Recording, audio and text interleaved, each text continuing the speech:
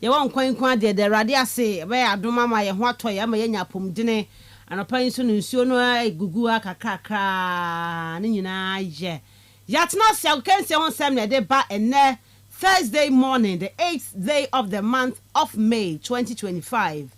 Midin the Miss Ruby Adams. Ebe din komo and somewhere ebe kwa manone e kohwe ho kakra FKK dia kwaba. Enwa UEFA Champions League semi-finals, second leg no ba so. Arsenal Colusia to PSG by 2-1. The 10th and the PSG qualifier. Omoko piemu ewo the UEFA Champions League final. Our money Inter Milan. Ebe kwa koshia. Enwa Arsenal game no.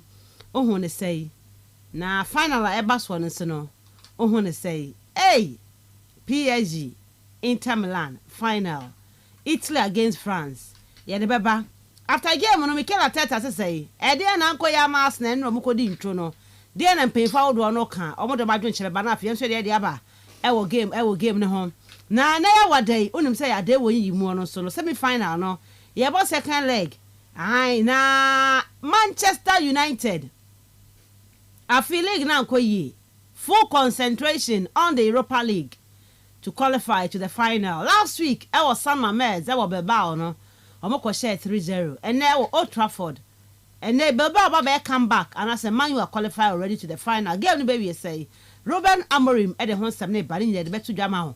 Ange Postecoglou, he was not happy last week after sending the team no concede a goal. Emma winning by 3-1, and a 2 goals lead and a more away. Aqua Copa against Bodo Glimt. Game the way we said beba.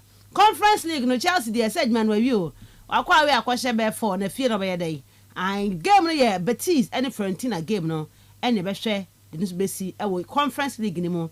Any other interesting stories if you confirm my suban FKK baba boy tree at the Amaya on the show. If you beba. And then the first segment of the show no. Benjamin Asari, goalkeeper number 1 for the Black Stars, sir. Oxman Bakawa, say video be circulated our tetratra front. I'm on for trade no. A can a be a coma. Or sign a contract extension, name say Bianca, car be baba for nonia dinner by a children who she enra. Yamana car. One of the car man no. Nasa and Komoine car, a dear channel. Nesse. Ghana are high way. Our player but Ghana Premier League. Nessa one was a Ghana League de Montoka, not say. High and Montoka. So be a new drama be and Chobia. To a what call Black Stars buying. And a Ghana for their trade chaser. And what call Biakuma. We put all the pictures and videos on Facebook. Benjamin Asari has a full goalkeeper no. About I want to talk car. Can't the better to be a scanner bidding ho. Ghana Premier discussing any tree. I hope so Ghana League nimu. And no now can't pay for year. Or a cat to create Kubano. The slogans, no one of them was said creating wealth for all. But it seems that wealth, you know, you created the mancophobia. No, what to me say? Yeah, can't the main actors of the game no. One more can home, but one can who be asa. And now referee to two amoka. Players to me to amoka. It will be Ghana League now, but has bokotoko. Was salary a woje, won't me fan toka. Any another Ghana born I ye. Wo Ghana Premier League, to me toka. And a Benjamin Asari. Nakawadian car, na obi Ghana Premier League has player. No, you should car. Where doesn't care? I come in Kenya news because you should be able to buy. Oh, but professional league or Ghana ha. You should be able to buy a car. Buy a who some of cars in here. Don't do na. Or minya kwenya call Black Stars. A buy a special dom call World Cup ni adiano. No, to me at all cars. One call Black Stars or Ghana ha. To me talk car. Men poko buy a point man talk. Never na doom no be a chenny be. Now you pay for Cromano. Oh, Crom, then you get some people be a sabi will be on a mama casa in some Hunukwa. One of the responsibilities to make sure, say, players no move Bobono or Mubedi. I am Mr. Biamatia Massadie. What for me an association? You have members. Members, no? Omo workers, they are not treating them well. Okaka say, Yeah, when and in Kokasa, I want also enforce the rule. No, what's the crumb hand say because someone in animal into the game, into no more to talk cars, more to talk cars, or big Ghana Premier League, yeah, no man of any player of the season, Moon China Shay. You could just come out to cars near the iron Richie and selves. Yes, you're in our talent. Talent by. Talent ban mo hell chrome ha talent bay mo buy talent ban my hell chrome ha dear talent bay na hell chrome dear ne hu dear na sie na plus the chrome han say we can't pay them, we can't pay the referees by enya sika near the talkers the mare for chairman some fan call her talent na dear ye be call up na around omo ni afre wo mo do mo ko unhu papa bia wo unhu talent bia wo Benjamin Asari. No, or don't for be na dom na money car. Koba Ghana Premier League ya kwa wie ya omra want to me and toffee. You can work on corner plot of first a half plot of a land cra or the be not to chrome her. Yes, he creating wealth. For who and who? But of course, I'm for did the Ghana. Did the moody of football, moody, and then moody. Mama, like and esre. Ba day. One more na tell my football teams. On one the 12 players ka. Into someone I enforce the regulations new rules na. Ya na ye teach neighbor to my. On one wo mo the govern on football mo yo football. It is a man me as an owner na me ka ye na ye shemra ne ho a ye de mra ye shemra na. Me go to a player 3,000 5,000 Ghana. Oh na me anu me na mpran leg no kra me nya sponsor bia farmer. Onye. Ti place me koso aso. Fenti no, e ba be hwe ben na sorry, very nice car. Ti also wo ho na se player bi e wo ho na player no betumi aboa na also boa no. Ya nya na side ya press be bressa, se mo bi anko from individuals the players will continue to suffer. And the bear din, the players no suffer. E bear din say the best of the league, you know, yebenya, we will never get it. Yenya. FKK dey kwama on your bar, other issues were her, and under 20, no, if a boy and last game, or AFCON, but already yenya mo impono, they qualify, and won't send by Jerry 3 year or camp and now only camp, and some year they baba. GFA, our medical fund be, or mother boy one girl, I mean, they are quite a surgery. A moon semi the beba, weekend, FA Cup weekend, and all other interesting stories are. A free fear banner, yet Nina, I won't send me to I will show you so. The real sports is here. Neuer's caught in no man's land, it's Marty! Kastle FM. The Sports King.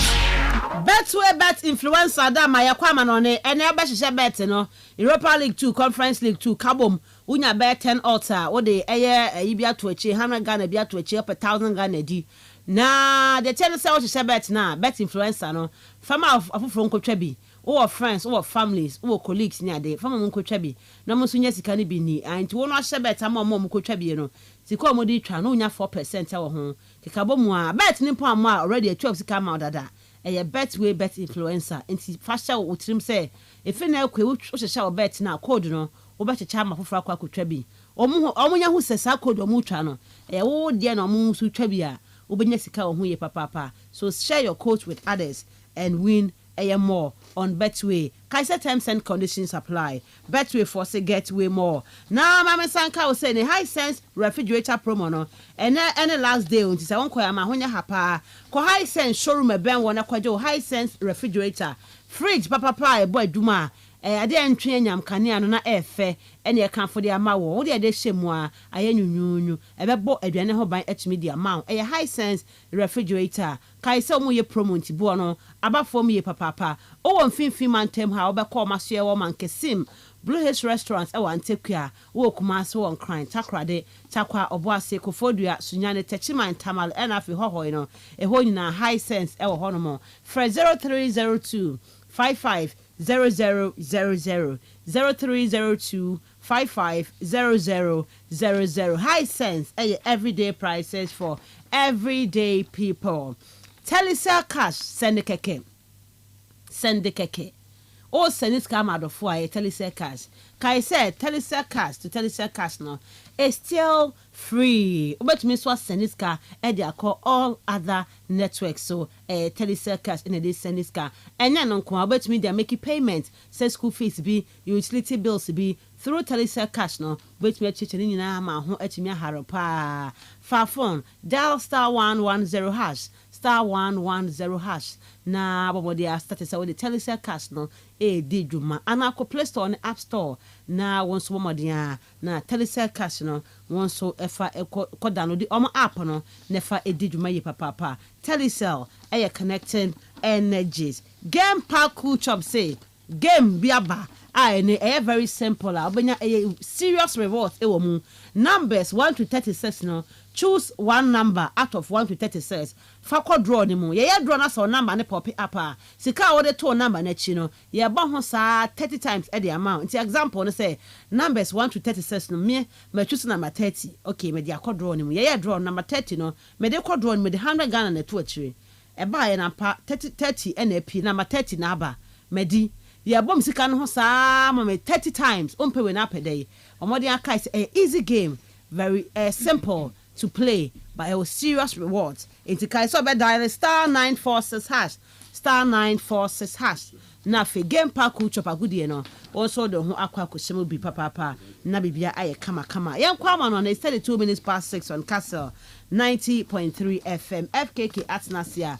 Wabo ensma ne saka wa mano nachi enso ede amaye. Mamenya o message on 0244 743 0244 743 143. Yes, to me live also on Facebook, Kastle 90.3 FM, Cape Coast. Join the show on Facebook, like, share, file comments, making kind on the show for you. The real sports is here. Neuer's caught in no man's land. It's Marley! Kastle FM. The Sports King. Kastle 90.3 FM Suni Robert Mensah Sport and Edema War.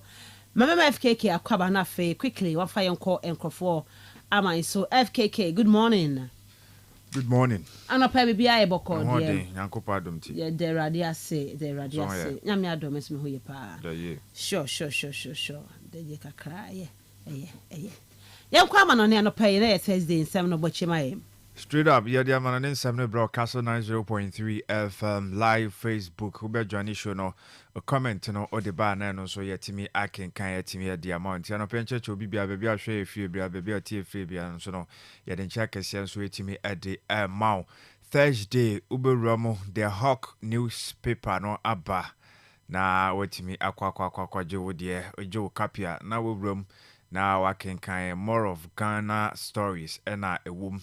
Nenra 120 days. President John Dramani Mahama on the Ghana for Ekasa and in 7 no Bibre now be capture and so a womb t just for Ghana cities now so I de would now when so to me aqua kusia yengramu na yemfa and 7 from Renra UEFA Champions League night second semi-final game second leg at bar so Parc des Princes Paris Saint-Germain and a tenefie Omani Arsenal and so it me at the Ebueni after the game of 3-1 on aggregate PSG for no at the call almost second final in their first and that's almost second ever final more history more as a club na the tianisa Fabian Ruiz go kama 27th minute and not what na no de ma PSG for no nine bonkum and no de poma e de to Makra Fakimi and so right back droni mo Ego koshe go kama 6 Osman Dembele so etimi edema 72nd minute and on so ni go no etimi buy now 4 minutes later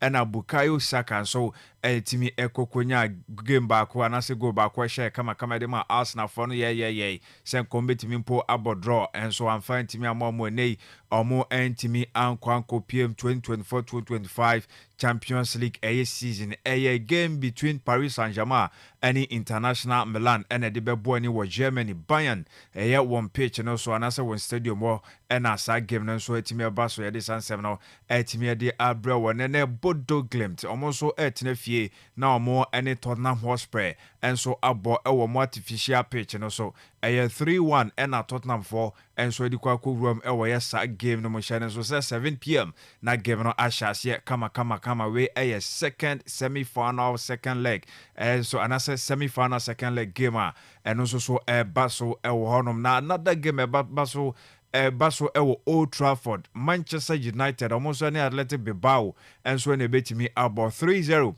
and I name Manchester for no kofa or Sama me and so the be PM asab do mo hwe so beto aso so anya qualification akwa PM ewo ye final no ye beko Conference League no so semi-final games no second legs no baso Chelsea na empo ewo Stamford Bridge 4-1 and so kwa we ekokofa Gen Garden and so any mo ba bebo sanso na Fiorentina and so tenefie ewo Italy no mo so any Real Betis mukuta 2-1 and so the kwako rasa game no enti sa na ho sam na City asa game si nyina baso 7 PM exactly na SC akwa ni mu kama na ye beto so edin semfoforo etimi edi abroad Tuesday no Champions League games na say Champions League game no eba so na yade International Milan and so any Barca and a boy after sa game no de na sentwaso ensem bebre referee Mashniak ene gina mu edi Barca for no ekasa bebre edi etia no say ne game no wandi ni ye 50-50 decisions nyina no na oje edi Emma Inter Milan for no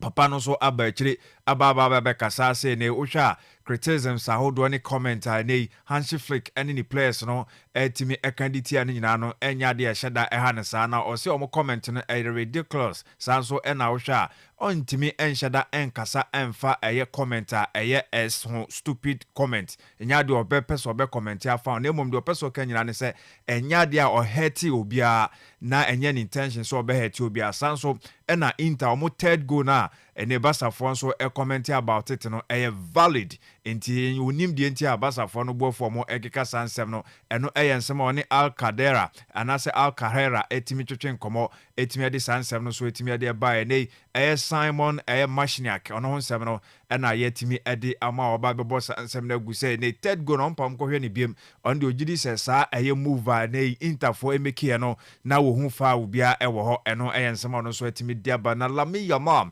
enso ede akwa to X honom se nei omo ewo mre bebre edo mo nim se Barca boboko no players no omo young ye pa so Champions League no so ebetimi agibi ti o say we have many years left and no ensem tiawa Lamine Yamal after so mu Efrim Champions League semi-final no ono so edi sansem no so etimi edi ekokoto na wa promise so ono so be win Champions League trophy no edi ama FC Barcelona no yensema efri honum enso etimi edi ba etimi de ma na after mu game no Hansi Flick emmo mu a day off na ese enra o catch players no do na so mu kono nkojo mo home na enso Lamine Yamal Pedri, Ferran Torres, Frankie de Jong, Sanson na Serge ni si dabi omo ehia homeje emfa nya hwe ti o so mo ba weekend omo El Clasico ebonti o so mo ko training na recovery no omo so timi omo de entem eno ye nsem a eno efri hono ba ye timi edia ma na enra game bass no reactions ni bi ye de be hase ede efri the home team omo ena qualify akobo finals no na say ene ye hase ede efri eye club president enso ede ema Paris Saint-Germain Nasa Al-Khalifi ni obisa no say the club no akwakodu eye final of the UEFA Champions League no na say na feeling no esi etie in fact competition no hase no mo ebre no say ena no hu no. Before we start, how does that feel? Please. Stressful, almost heart attack. But yeah, no, I mean, it's a great feeling to be at the final. You know, I mean, after a long season, tough season, we just our objective to qualify from the group stages. People forgot that we had 4 points, 3 matches. We have to win all the 3 matches. Losing against City here 2-0, you know, to come back. Then we have Salzburg, we have Stuttgart. So it's really tough draw, tough matches. The team been progressing, but always we had the good faith, honestly, in our coach and our players, and our fans, amazing fans here, especially home. So, you know, you're coming from almost group stages, out of group stages to the final. That's incredible. You know, just think about that in January. You have 2 games left in the group stage. It was up against. Did you ever at that point imagine that you were going to be standing here now, the president of one of the clubs in the Champions League final? To be honest, I never thought or think about the final that time. Just I want to qualify to the group stage. I want to play the playoff. And this was our objective this year, was match by match. Honestly, you know, if you tell me our objective to be in the final, not at all. But today, I mean, you know, we are here in the final. 1 match to go. So it's an amazing feeling. And, you know, we have just 1 match to go.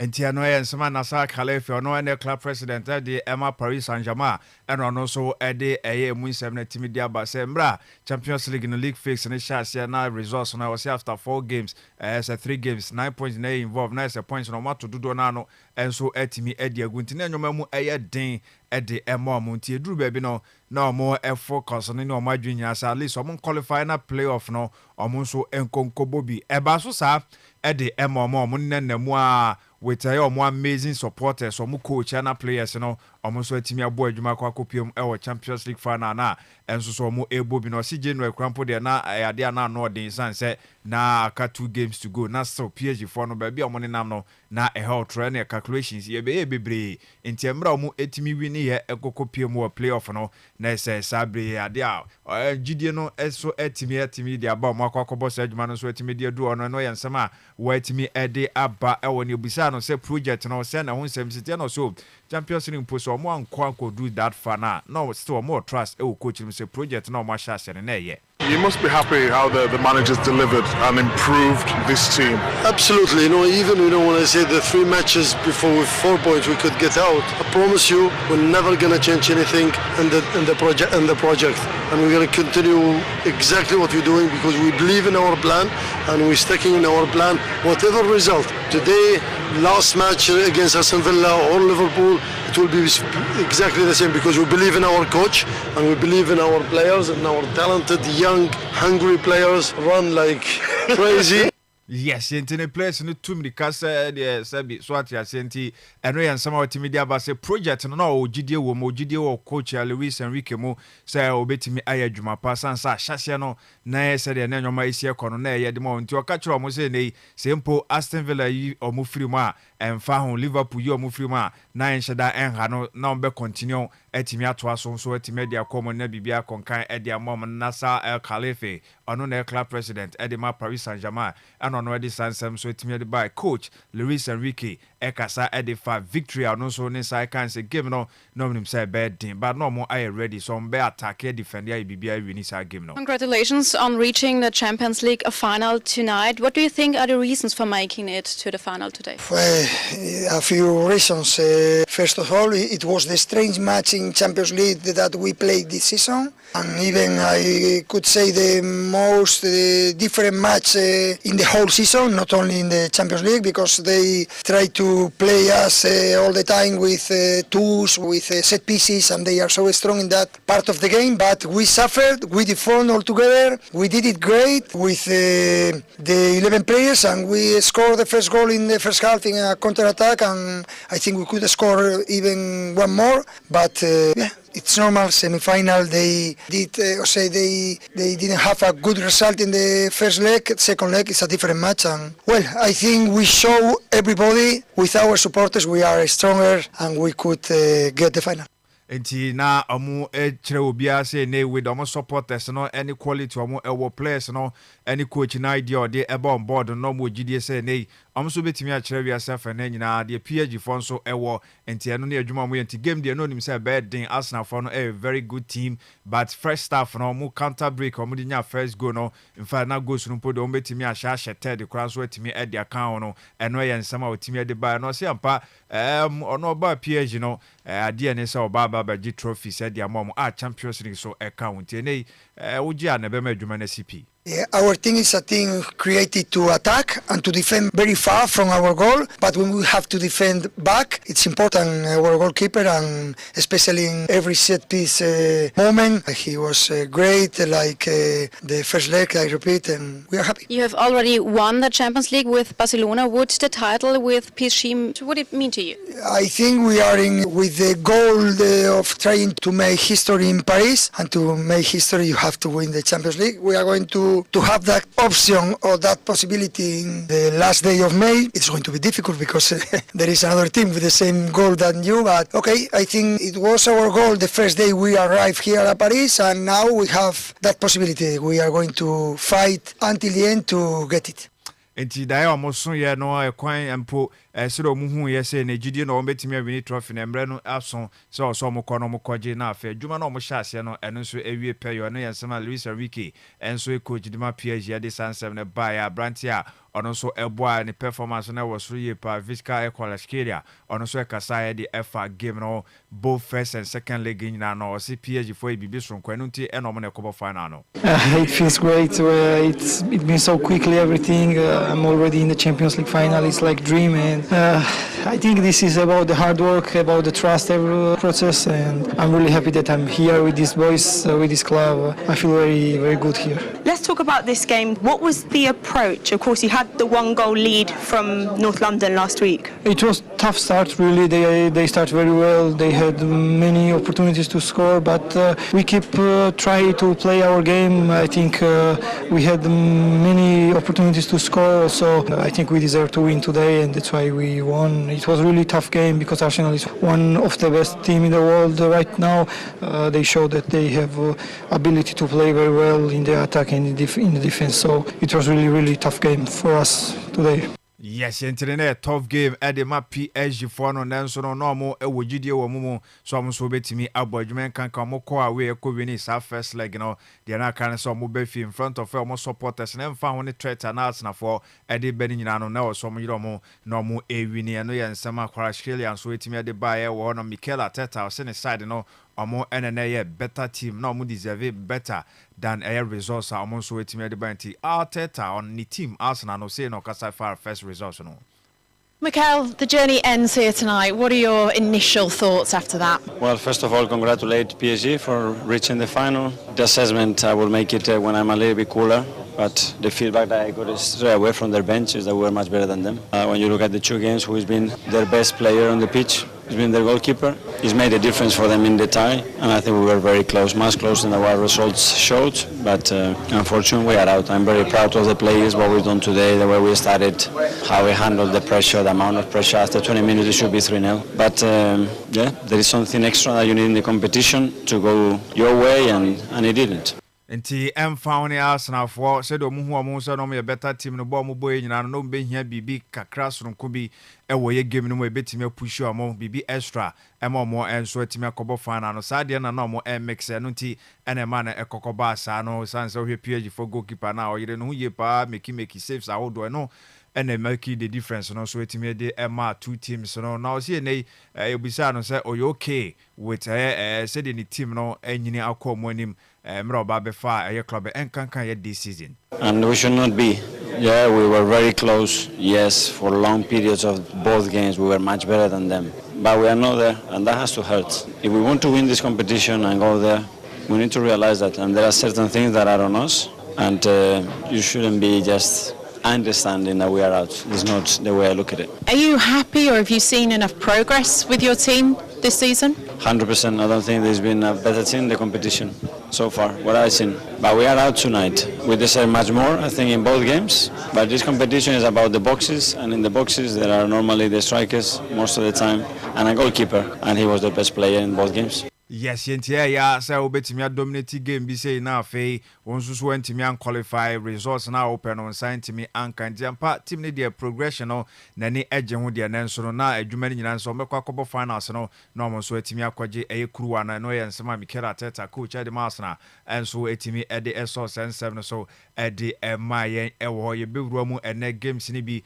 ba so dodo na from ade win yimu na emom no important pa ye bekọ ne Ruben Amorim ono coach and so edema Manchester United na yahwe say na enwoma esi etie ewoye ne club no preparations no say na enwoma esi kodedi kan yebusa no say nei ma Abrante fan Matthias de Ligt any players na pressure shomro mumu dia hin na ya available say the squad no be kan wa ko si akan wa game mu. It's not a big issue. That is a good thing. He cannot play tomorrow. Will not play on Sunday, but then we will check day by day. We will see. The rest, I think, Aiden doesn't recover.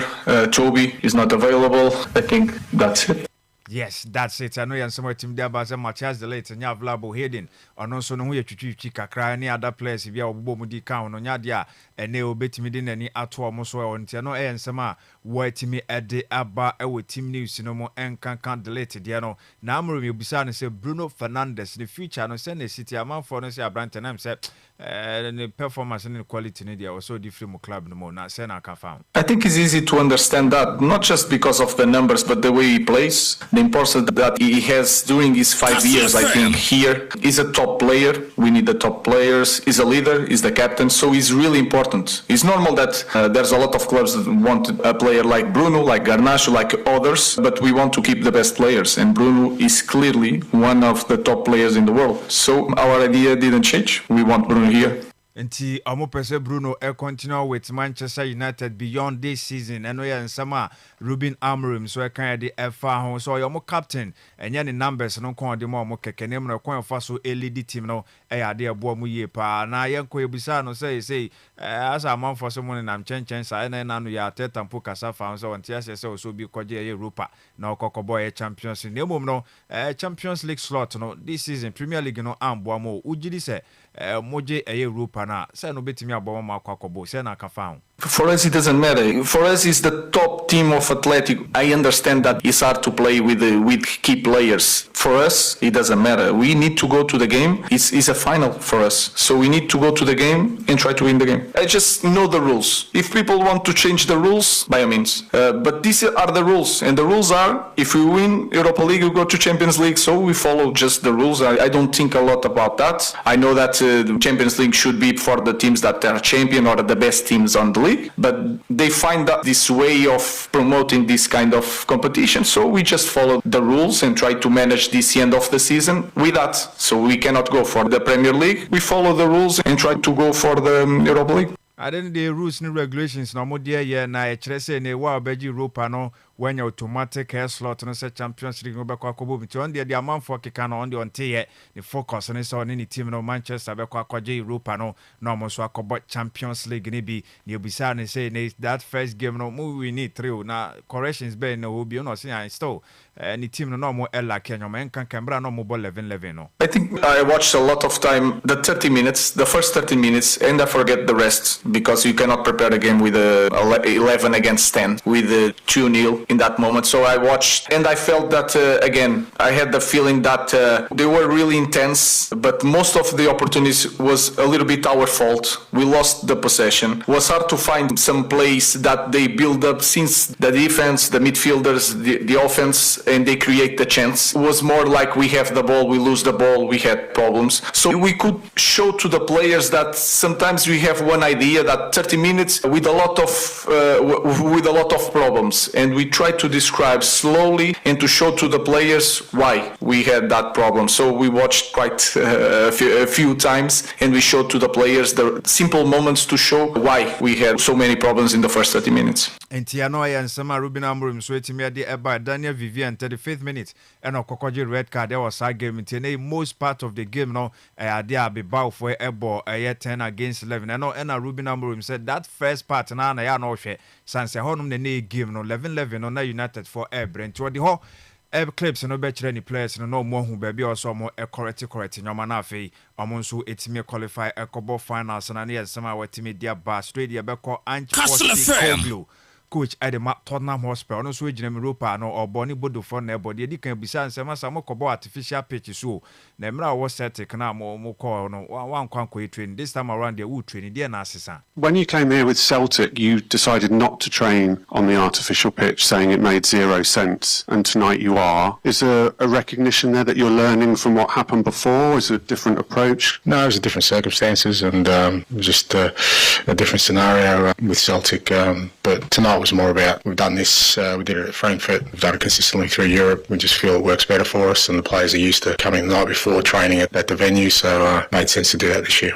Yes, yentene Sambra no set econom kobo any basis and pepe so nyoma sesa situation no nyoma aye foforo quarantine o so mo eso pitch na ho den hwe na afa mu kwan a omo betimi adapt to na omo etimi abo game on person mo bo Ange Postecoglou and this answer by on the game itself and send see etie mo the 2 goals lead ɛna ɛkɔ 3-1 na first leg no ɛnso ekokosi bodofo yi mu game no mu hu mu chances say. And just wondering what your mindset is going into this match, obviously with the 2-goal lead. What's been your message to the players, to sort of go and win the game again, or to kind of consolidate, hold what you have? No, I think it's just approaching it the same way we have, the rest of our campaign, really. I think away from home, we've been really, you've got to be really disciplined and organised whenever you're playing away in Europe, and irrespective of the scoreline. I think what the lads have done well, and right through the campaign, particularly through the knockout stages in the second legs, whatever we've needed to do, they've done it, within sort of the confines of our game plan, and like I said, being organised, whether that was, we had to beat AZ at home and could have got nervy, and the boys handled that really well, and we had to go to Frankfurt and win, and tough venue and imposing sort of atmosphere, and I think the lads handled it really well, so it'll be a similar sort of mindset for tomorrow.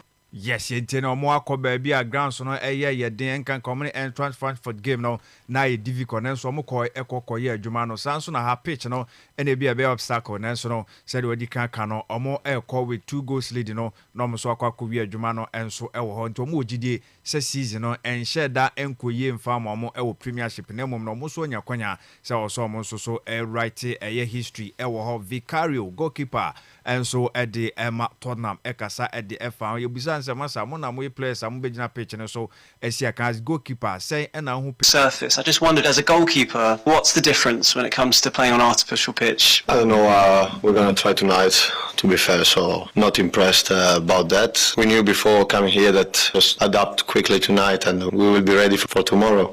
Nti ready for a game bass no sense so mbenya kwanya ye training so nti o say sa few minutes no mbe train no mutimi adapt to the pitch no artificial surface no na afi omo so kobo ewini o si game na be crucial Eddie Amamo and so no GD no so be Jumano. Obviously you've lost a lot of the leadership group in the recent weeks with the injuries. Just wondered, is there more pressure on you and Christian Romero to kind of step up and lead the team? It's kind of thing that we have always to deal with, to be fair, so yeah, we'll not have Sonny and Mothers for tomorrow, so yeah, it's on us, but it's on everyone. The importance of the entire squad tomorrow will be crucial, and we'll need the contribution from everyone, from who's gonna start, from who's gonna come in, and from the guys on the bench. I think the Spurs family will play a crucial role in the game of tomorrow. What lessons have you guys learned from your big second leg performances, particularly at AZ Alkmaar and then at Eintracht Frankfurt this season? To be fair, every game is different, so we will have to be very tuned in tomorrow, because we know we're gonna face a tough opponent. They proved at our place, and especially the record that they have here playing in their home ground is highly rated, so we have to be very focused, everyone, and ready for this battle. Nti omo ehia players nyina ne Tottenham Hotspur family no members no so omo nyina be kan bom na omo so dey support no atom mo chom say game no e bed din bodo for no home no omo ebo difficult ye pa na so no omo betimi akọ no omo finish job no so dey free honum na Garnacho ne ebusa ne say wo feature Manchester United no say ne city link no bebre da honum say Samuel will be free work or say there be who so continue ho. Yeah, obviously as a footballer you always gonna read and listen some rumors about the future, but I have contract here until 2028, so I'm happy here. Yeah, obviously we know you have to work hard to be even in the squad, and then I just have to train well every day, and I will be available for all the games.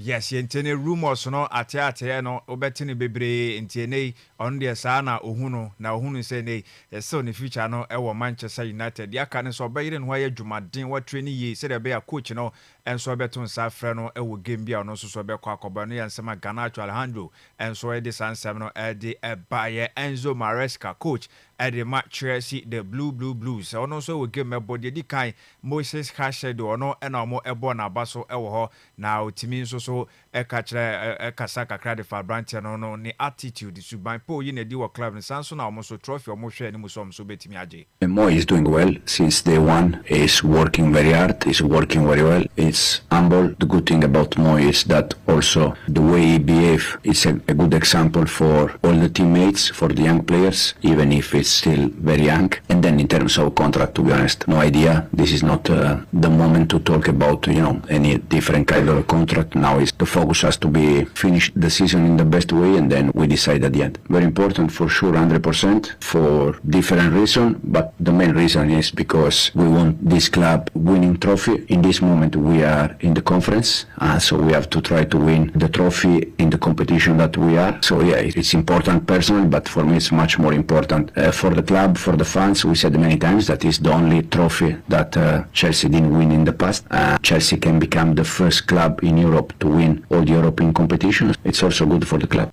Yes, I know. Yeah, and some ultimate bar already. Or more AJ Europa League, before the normal Champions League, put there A2 and or more Europa bako. The conference no more bon or so more Equa Jesse Chelsea be the first club in the world that all the three tier European competitions in Anon so more so AJ DSU Naso Tene Kastle so the Bonabas on sa Brantiano by power than the our club no and any performance on the pitch no off pitch no so no there or that Subampa Eddie Yepa wom so a young and then talented player there Nanso Subano there a shame crying to us so more there more focus on say or so more cobo final no into any game no more a 4-1 lead near Kodia Nanso or so more corner cobo final until also in the game no moving and so the come winning. We said this European competition that we're gonna try to win. Now the next step for sure is to reach and to play the final, and then hopefully we can win the final. But the first target is to try to do our job tomorrow and to play the final. And then in terms of goal, he had a good game against Liverpool, score goal. In the way he celebrate his birthday, to be honest. Yesterday we had session, he was at session, then after the session, I don't know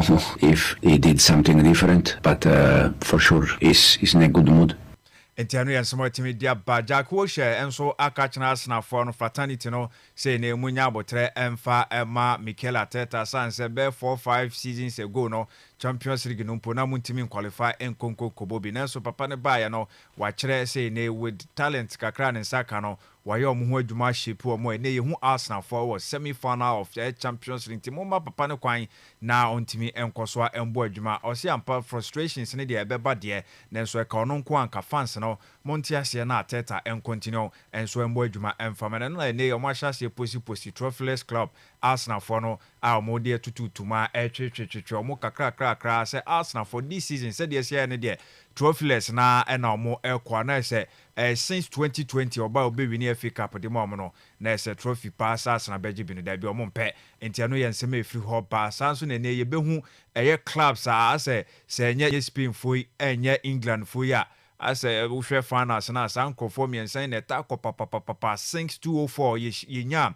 FC Porto from Portugal yenya Monaco from French Ligue no na ye din e dia mo fi san pepeso ne ba be sabe o ma na Italy for no eruon ba ko se de ye benya eye team a on free Spain on free England na on free Germany ne mom no from French Ligue sanso and from Italy and omo ekwa kobo finals na de sansem no so nya so atimi dia brown na Akraf Hakimi on na man of the match no e di ACD na so se feeling no great dia and so timi shego na ne go no so atimi boa ya ma PSG akwa kopie mo fan omo so ekwa kobo bi nti o dedicate sa trophy no e dia ma supporters na ne family no yensema Akraf Hakimi and so atimi e de ejaye e wo ho ye di amane nsem no si dia kanoto aso dia mon Kastle 90.3 FM. The real sports is here. Neuer's caught in no man's land. It's Marley! kastlefm. The sports king. The real sports is here. Neuer's caught in no man's land. It's Marley! kastlefm. The sports king. Kastle 90.3 FM Sunny Robert Mensah Sports and I de Emma Wono. Yeah, Babedin Komo. It's 3 minutes past 7. Mama now message on 0244 743 143. Kastle FM 0244 743 143.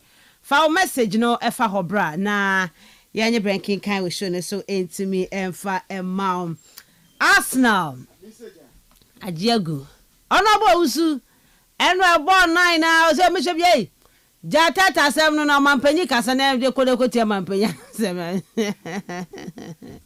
oh onobo o se me kan wo kan da no bodi ana kan na wo nivem sas na beye e wo France wonte so ye de mi Arsenal pa ma eno apate ba pate be nyina sana yokwa bani nemu no de besi bia ye PSG Inter Milan final de bagene de me kwa na minim FKK nim Osman nim me kwa na minim na hey Arsenal for Who amabo? There be okay. Na mama new messages need be friend for enough here to us. So, Mr. Ambia from UCC. Also, good morning, Miss Shubi. Arsenal was eliminated yesterday because they are inexperienced. Really, you already have a deficit of a goal. Instead for them to relax and study the game, they were rushing to score a goal within 1 minute. I mean, who does that? Indeed, they deserve to lose. Okay, no, yeah, Odia Bawa, no. So Osman, etwo can say before her. Now, good morning, Miss Shubi. For us, Chelsea, Madrid, and Madrid fans, our only interest was to see to it that Man City, Arsenal, and Barca are booted out. Whatever happens in the final is none of our business.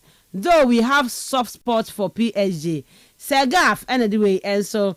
Ede Abawaha. Good morning, Empress. Yesterday, I had cautioned all Arsenal fans not to have high hopes of beating PSG. Lo and behold, they lost. Trust me, PSG is taking the trophy home. I'm Game Boy from BBS State. Game Boy, I don't pay my menchia ye papa. Nah, hello, good morning, Champion Miss Ruby. How are you and your crew? Yesterday, PSG cooked rice very nicely. So we, Madridistas, are sharing it this morning. Rice-o, fried rice. Rice-o, are you ready? Shout out goes to all Madridistas. This week has been a fantastic week for us. We are still enjoying our victories. Share, victories, better no? The Inter Milan, actually, was a name victory. And I know, actually, as I say, victory. Monkos will enjoy my victories. Why? Hala Inter PSG. The name is Otuga inside Samuel. Now, okay, I'll say the person who took and shared the photo of Benjamin Asare on social media has brought attention to his situation, potentially helping him. The Asare family must appreciate him. By Russell from UCC. Sir, nipa no okwa trade no. Yes, I'm quite appreciating no. Yeah, okay, okay, no problem. Good morning, Kastle FM. Arsenal should sack their coach if they want to win trophies. Look at even Newcastle. PSG will win the Champions League. And Dembele, Osman, Dembele. Malando. FKK, Dembele. Okay, Mr. Chicks, and anyway, Eddie Alba, Dembele for Ballon d'Or, or be the Champions League, dear. We are dead, Bemano. Now, I'll say good morning, Champion Miss Ruby. Arsenal and Barca will come back as remontada next season, and Man U should forget about Champions League qualification because if they qualify, they will be eliminated in the group stage. Big Joe inside at Tabas, Big Joe, and then here. Near Man U for pounds on Magic Cup this season.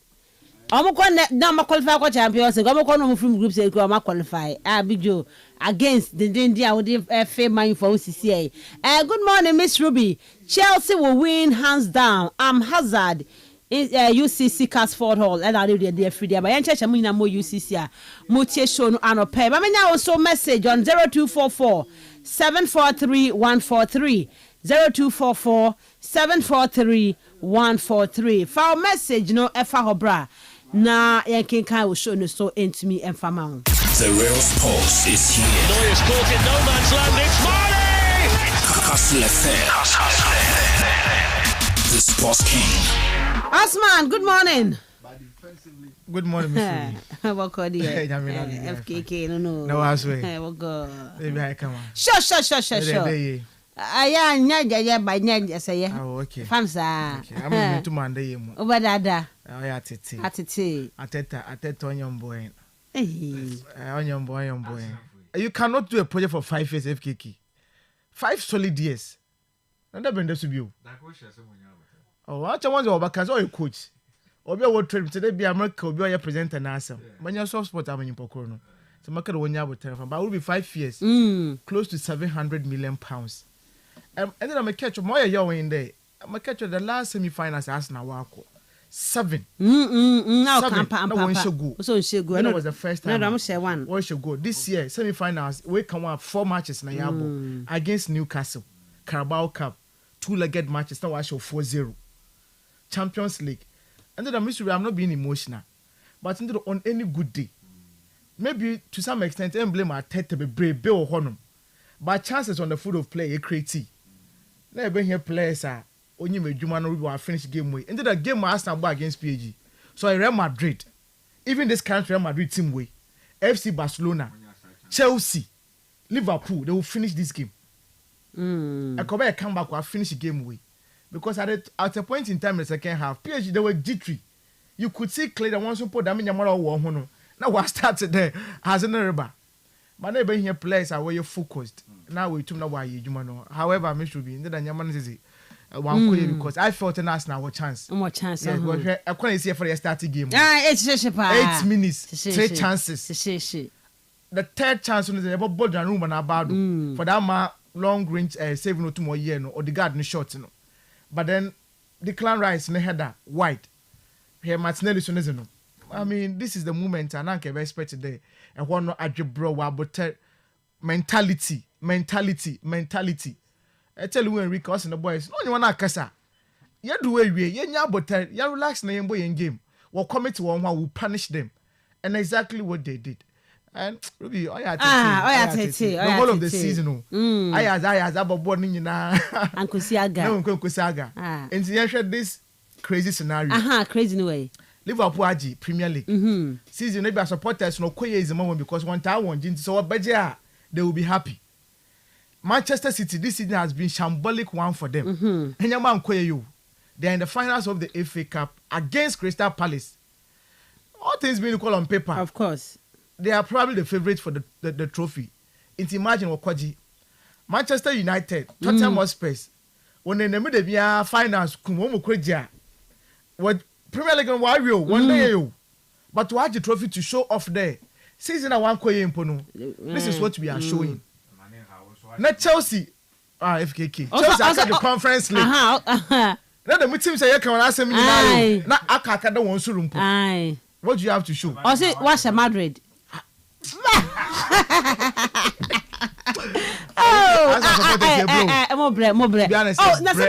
Before a Monday Madrid game na Kastle Chesney. Yes. Chesney can say to be an Arsenal fan is so difficult. Afi bia e beji na ajiego. To not call supporting person can feed here. Can we? No, because Ruby, it was very clear. No, it was clear. Okay. Because boy, me sure they be but now they were carry but tactics are coach no fair no and a one boy. The mentality was there. Get the early goal. Yes, settle nerves na born yembo. But what the baby when the PSG players no, they were a bit calm because coach Vision and China one more about the one enjoy one game na one ball. Yes, see the possession but any chances now. Quality of those ones no yebenya. Me we HDB we had them as a bachelor. Okay. In those semi-final matches no. Actually, the quality of chance a club be a creator honor. That's about 5.1. Okay. Now 5.1 no, let's say to measure just one goal. Onu pono ye defensive hollow. So anya dama, anka dem boy, anka go into my share. Na Bukayo Saka. Ruby owner for every team bia no. E one play bia. Sanyemo nko. And no dey enya man no play kwen. Na dey.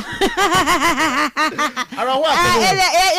Enya man no play kwen. Arawa come. And then dem say, "Hey, today will be a long day. Oh. Be a long program." A very long program. Because Real Madrid can understand. Champions League watch it. Of course. This year when 2 man this year. On your program. Mbappe na say yanko onya she. Mbappe will be about 20. About next season of course. Next season next 2 seasons. Aye, what my. Everybody to Baba Jo honum. But for this Arsenal team, when at the Netflix, you know can Patrice Evra. Also every season be an entrance the next season. And let me say last will be who there but Ebra game now my boy no. And then this one to Odo Arsenal. Baby, so train so IPB. Also we are their babies. Yes, I mean Ruby. And to say play change that narrative now. It's about winning trophies. Okay. And of course to prioritize the trophies of win. They be no focus in the NG Premier League and the Champions League. You know say anywhere you the moment in the balance into my year. I want to pressure but to know about. But this is our coach. Okay, yeah, Baba relax. Yeah, second part now be analyze we do na we do no wakuma araba form why aba wakuma aba form na ya to aso di nkoma FKK be boy say Ateta stays out na kala to na ho Ateta out as to the oko oya job dada. The real sports is here. Neuer's caught in no man's land. It's Marley. Kastle FM. The Sports King. Okay, now page for a video mo share that power. They all my year England for no adwuma no ho. Hey! From Manchester City to Liverpool to Villa to Arsenal. And over the results now e buy na utumi sampa. Liverpool 1-0 friends say Aston Villa and omutumi e share baako. Villa nko ani team etumi share baako, lusu baako no share baako. Arsenal there ma show ni mienu nyina, share ni mienu nyina. Ti PG4 o ma ye adwuma no. Okay. Yamma ne medi come out the first segment of the show no. Enra yes hu yes Benjamin Asare ko Blaster Sama for trade no krom ha. Se papa yi onam form na kwala mkase mehia no circle.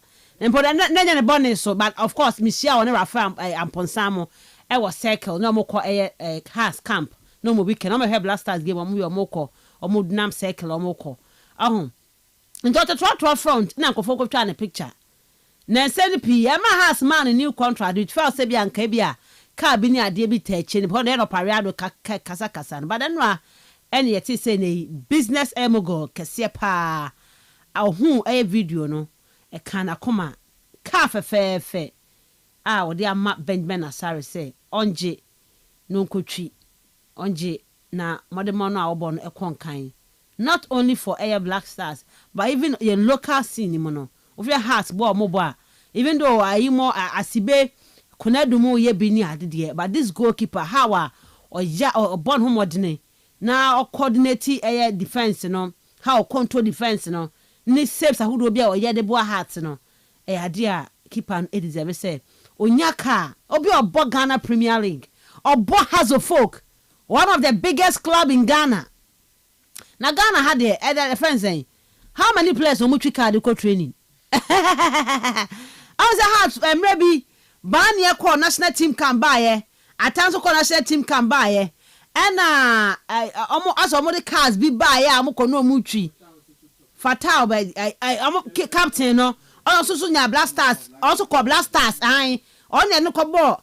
South Africa empty stadium ko hu park na yem share no no buy no house captain no now man enya cars mo dey ba de bia hwe abrofui e ba parka nya hu videos Gavi ni kan ni atwa Pedri ni kan ni atwa Lamia ma obi na atwi no ni atwa na ana Gavi ana otai te Pedri kan echi ana otai Gavi neba ni atwa uza kasa na namso sa ba Ghana ha okita na rubber bag na ni boot shem ode ekra ono ne deba che say bibia basa bibia tatantan krum ha na ta Ghana league ni de wan ko Blasters pempia ma wen po ko Blasters ba sika onya ya no mpo no answer because of Blasters game no sedan so even those cars no meka na sika na bi wo mu de ko betumi de atoka na bi but some ba che de my house plus na house for no stand onya kakra kakra no onya no anfa nkon toka o so de ko to asase at least something ko investment bi ti wan toka ti say no omo ko yom dom ko toka on wan toka na brai ni nam ho no mo a ko force wa ko Blasters ba o da so de nam ho na sika na nya anfa nkon toka wan toka na ko bi akoma wa che ne ka very good. It is also an area baby boy be wo boy no bobo but ma to boot no mo so mo akrofo kakakra nei ora keto kreku se creating wealth ne dey minim how mo creating dey say mo creating ma mo ho na no kasa mo koto cha ma RFF we na mo yi a whole Premier League ye bo ha untumi mo Premier League get to car untumi Premier League get to asase enti one and this narrative ba e be change just nyinimu just tell am no domo temu time be hwe bi ni ade a ye sa man na ye fan ko eche kakra mpo a sa mo se Benjamin bre no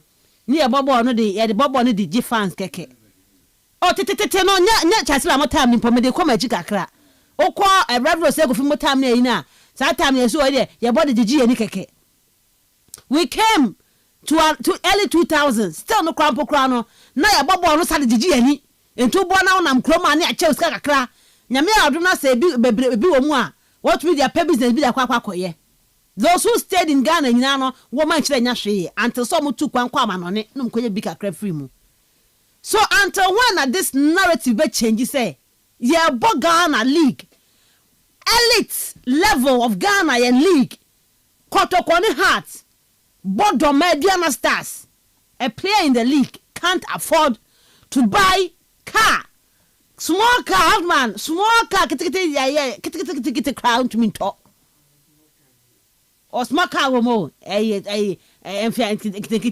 see anim hey exactly yakitwa oh okay car kiti see anim yakitwa say name I'm come to metri and come to metri sir and the one number say don't get tax kiti na say ebia 8 your friends 80,000 80 eh and do cry be no cry baby be home use cry 80,000 and say we say that's that we so was say 10 your friends say 120 110 yes I was yeah send them we got 30 be am cry ho them go top rag ya oh sir we got 30 40 cry there me be ho and they just will be there where you swa man abre no be 2011 model 2014 hey any asema edini Asman Ruby akuma yakọ enim wow darling my darling boy Benjamin Nasari yankopo na ahye enyim nya and then me hu story Ruby menyoji yankasa because am kade odu baby na say abrabo na ebo na ekodi baby ebe hia da ama grace no na etum na nyim se na pere de hye wo ho and wa so feel that you are progressing in your life no we tum na wa ba and majority of times so yeah one kasa o enwozin and a hard work I this share bibia eriyim sometimes as na area no Ruby enya da ma motivation externally but actually internally one kasa bi show nkran da ye bia church obi ba hu presence obi ba feel there elo ba hu mbozin na we tum na wa ba bo and most of times no onye adwuma no pona another company pona e ka ho na but it can be external of course and then no me picture am just send no na me feel that you had to focus because had to focus on positive first na me feel be heart as a club no and I be that am kind gesture no but no knowing that no you outside them pa on shada need am connection no with the club no so or a big motivation say my nyina nti anope me catch obi bia de dwuma biare ye bia no e bia na wa adwene ye wo there a respect recognition from wo boss say ni edwuma on kasa wo hu anaso there maybe bia won obi rizi wenwa nhyada anje but as in area no say nko fa wo ye external outsiders na wo bo wa bad forget about internal you work for hu of course and this is one thing that they be am dey mu hu kran say am outside na say to do be catch oh the wo program me tell you aye ye for pandemic kayendemi for me that is the motivation of course because my outside no so kasa dispassionately he gives you the right information no na to make journalize aboard wo honom it's Benjamin I think no na honzin dwumezi otum ye no na the performance we tum na wa so enwa na Ruby obi a otwa video no obo social media initially no obokuru boy no the no obi o ya had to for captain national team goalkeeper oh but some commentary no but na motive ne say obaba be make fan of him yes commentary no waiting no that was how it looked on social media no essential commentary oba ni be na that was how it was it's no na oba here that brent yempo betin fi adem po yezin come from one day so if that is the case how to focus as a matter of priority no one sure the captain of the team no that is the image of the club we are talking about they should do something to honor this particular guy no especially when I be say there this score kwenya no bonuses no oba na kwete 100 there man am kwekwe medwa na membosin bono yem kwa the Black Stars wonum but me first bonus with the national team no mamomba mbete na mbesi afu team no Oak FC fu no Arrows fu no senior team na nkasa takene kamen obi anya sika ne bi no nzi nti oba na oba chesika mo bia ne saka bi wo honom Ruby me sure there the me say obi a ya philanthropist sika kakra wo wunsem na ta bo nkofo na se ba che se play bi abeg da ma gesture way wan selfish there man na me ka brain na ma agi misika nti makoti mi ndi da misika no na ehwe me so ba ye na eba kada abrenti oy wa akoma papa oy nyim papa nti mo so mo tu ma abo na mama for kwan bi do na me to mbo abrantie we enti da ilantro yo si we enti da na me hwehwe values ni bia de me you kase car we say a pair unregistered ones ni bia it's almost about 140,000 currently 1.4 billion. Hey. Yes. 1.4 billion. Hey. And now we tum na was am ye abrantie we and as humble as he is no let me say ne appreciation and some okay ni nyina no he was virtually even thanking the president of the republic Ghana funyina hato folk funyina because of feel that sanka support na mba of course e bia nka da ma chezi we no nka ne sanka na mesme Kenya and Ruben Kenya mpise ye wonder brent ne salary mpo ya hen 1.4 billion na ye kan wa asem sisi ai how many months how many years and about a cabo man on trade but all save on for scam with a mobile about cabo man sana talk entire sometimes and I go into some of these services running civil servant I am we are because Ruby so be a journal bosom 3,000 Ghana cedis na me 3,000 or cabo how many months and some 1.4 billion when you be a sometimes I don't want to see instead of me tell senior colleague me no kase there all this bia oye nhire na adom yes because majority of people in yan was starting from maybe a Benjamin or starting because obi arukwadwa na ofo trotro na na yakopran ye wano bi mu otena che obi afro there rubi adwuma ye oso menwa motokala mo ebi bebi ote no ohwe da abin to no hombozin the dedication to adwuma na oye no oye azin to no yambo na so pono ho han kakra na obi otum atoka na ozamanti Benjamin akre there ye be here the grace wa abrabo mu no na wo se otum na ayaze but na hard work ni perseverance oyaza wetum na wabua rubi I sound controversially kakra wa hade you see ya about to explain say what kasa about how one time we ball no obitum penasa ma de bia asase bi na wa taman ibi wa car na was am ebi mpo ho ma was want to salary do club no tua na ka no na nyipo kuri bi we yi na nyime dey na me play no mara mo tua na ko bosu me bia mo bazi mo ba hye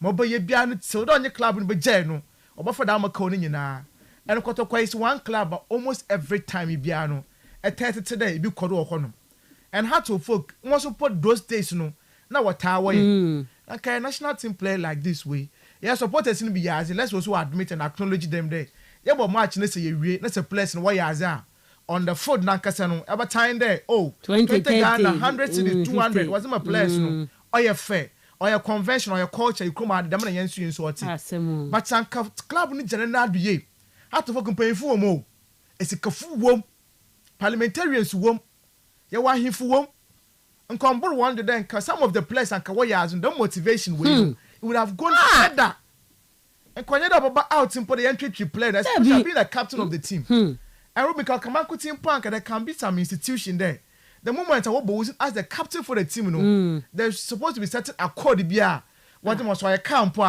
on say na Osman okwa anka betima say monthly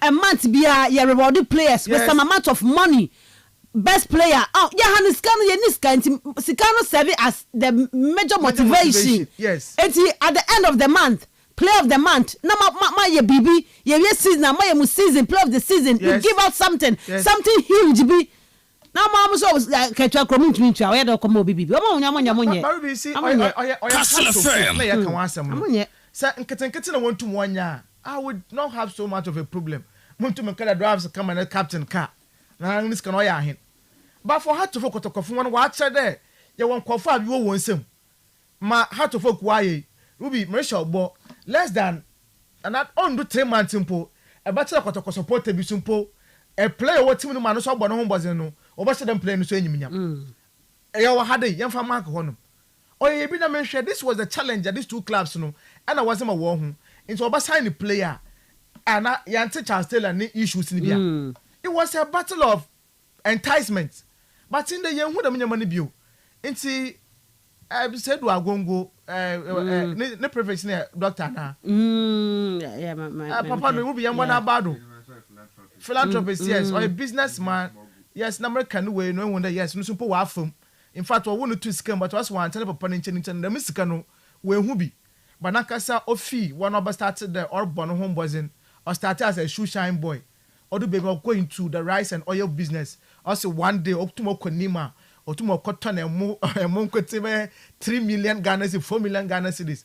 I mean, it tells you that some of these Nkofobo Homeboys currently into the media, no, upper class media group now. He's the founder and then the CEO for the Dama group, no. So we actually score with him. And then to know this kind gesture. Yes. Okay. Yes, I actually so. Yes, me brain now upon was the council will be you don't hear. Of course. External. Yes. So external. It means Papa na kuma mugo. Where before now already we 500,000. Of course. So Kaya Mahama Care Initiative, no. For the deprived obese yes, our was issues, no. Okay, 5 billion. 5 billion. Yes. The anti cry say do 2 days cry now I say you 1 point something. You know, utim so you give ankasa. And so I was say about how to folk supporters in Penyufuna woman, no. For me, we serve as a motivation. Because I had to so yeah, any other club be I mean on yam.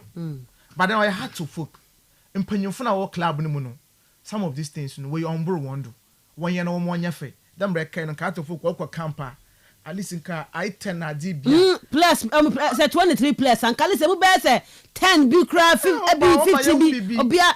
Yeah, sure the bond where you look. Yeah, plus na ho nya yi kra. Plus na ho nya yi kra. Aya kono. So say my go am so sa o. Man the fame na. Scan ho kra fame na. No mu de achi. Right, I say indeed the one who did that video should be correlated. How can a player buy car ahead of building a house? Priority first, and moreover, his car issue should be factored in their contract. Share Kromha. Now, sign off you cry about half Nadia Kanyashegu, but the stomach politicians are the ones enjoying, and a big shame to the FA. Let video them so it will create attention. God bless the goalkeeper as well as the philanthropist. Wait for Mr. Chikso. No, the idea but Chrome Hanum say, Nay, your boss season, yeah, the best player, no, you're so coaching say, yeah, what can was empty last season? Yeah, last season, look at boy, oh man, yeah. Ghana, the whole Ghana League boy, Samates J League, no, F no, and to me, and awards night, and in the best player. Oh, come on, say, Uncle what now, no, Uncle check her. Uncle say, referees, Nimum, and the last 2 seasons, a son of bear.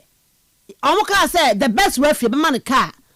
Okay, but the man at the end there, I in India, but player, there's some coaching, FKK player, no, there's some coaching, about referee, dear, your man, a car. FKK, I quick one, nothing, I'm right, him, yeah, so, Mijiri say, Penikasi, why is I dear near Babona Basso?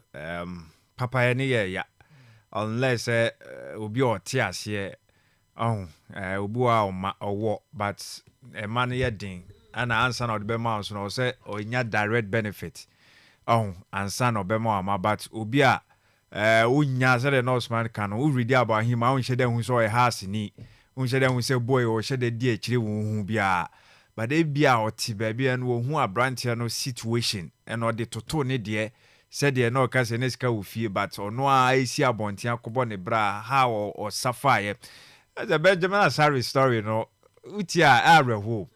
Oko prior age 28 na bono as an carrier na Indiana sa enum say tiki olele ne de ne emse minim samwate dia yesi tiki olele Richard Kenson yam former goalkeeper ya ono an mentor abrante no emeki sure ne rehab no bibia be go through e finance most part of it and ono aso sa link no to a grade Olympics and sana eventually oko pick up at media banti me sure say de bia o no ma no de ma olele dada because olele na facilitate e make sure say obesa ba be bobo ni biem e bia nyo na ye ni nyina but most part per story no any said yes atete no olele ebua ni ye pa anti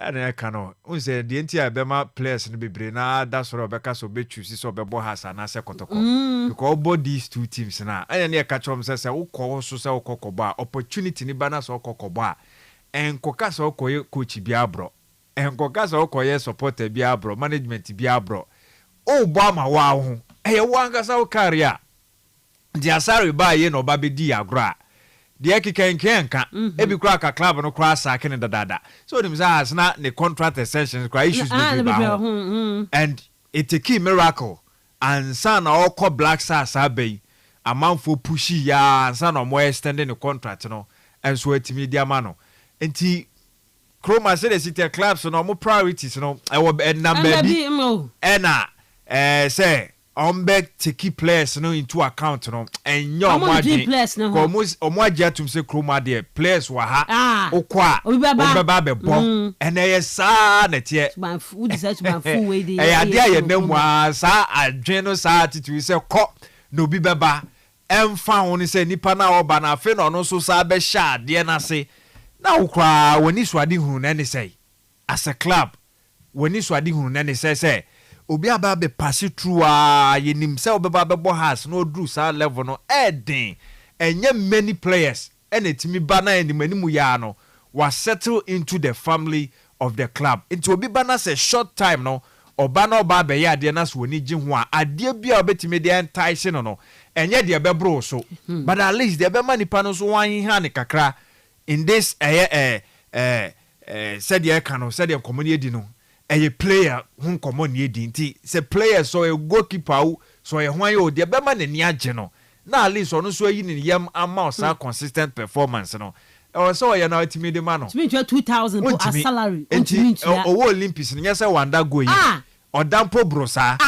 so atiase and even one of has if one back up can say emra only call relegation no offer no to Barcelona friends say a heart of folk no na pay for so mon pay no that's one man only one year contract no yes bro mo bread pounds na contract no also ni goalkeeper bia ho no oh so sometimes FKK when that go up but tina suddenly oba has see ade sanu ma pay share seba enti sa two class no two clubs no dia obona oboni ye nko ade a enyoma pa bi ebe free multimedia ba we yen shadan kan bibre bi amfam me sure say yen nyagi tum say great gangster of course and nipa na kire ye di kan we Stena ni Benjamin be bia onya ne family onne ne nya adwuma onya mfaso bia directly emfamfize bia fine odo club no e wona kuma me no feel say oba no wonu so pushi Emma club last season no pre relegation no e bia ne performance no individually etimi aboa and also wo hwe the ranks of Hearts of Folk that Ben Hearts of Folk produce a player B so a goalkeeper so a Alfred player a man kobo national teams direct straight e ko be free my man dan tebia wa hwehwe sa de ni nyina no gidi sesa branch no so boa na so no so pushi e de amana so nya ka bi ntwe a e be mana continue with sa adwuma na o ye na ehu enkonkonya se chinchina so tu kwan e free Ghana ansana watimi ababe nya ka bia atwi Ghana before masa abra for the way sit there na ehu come house masa o say anya wia na ebo wia anya wia na ebo wia no ha obesoso sa obesoso sa na odi ko wanim ti for me man ye bebo na baso me a senka me nya konya na makwa ko hyehyia na me aso mecha ne nsem na mabɔ na beti akase nyankopɔ nhira no na do yi ya de talk kai ma ya Benjamin Asare no yakopon bo bebere no fam na me sure say sare be say Abrante no e bia the other lifestyle bia around him beto but such a person me sure so koni nkoto dwanim no bo mpa ye e de man papa na enhire be free ma ba no nye nhira keto anti yam bo mpa ye ma no na enkwantente nya ne dia e bia na nya Benjamin kwa ne benya safa so no but o kina bi ekoyie de mana obeye de am obi fufro so yes also on man na so sha obi o ha na so aboa nkakra na ya mamu in place situation je batumi aboa and then no be catch am say e na am pass steady am say am pass say na ne pento kwa training ba na Osman oni di obedi no dia na obeye enti na wo fa girls dia na obeye obekwa kwasre eni say wo so wo player no area na say player na ya dia buano omuano na obesida so beka buano you won't help.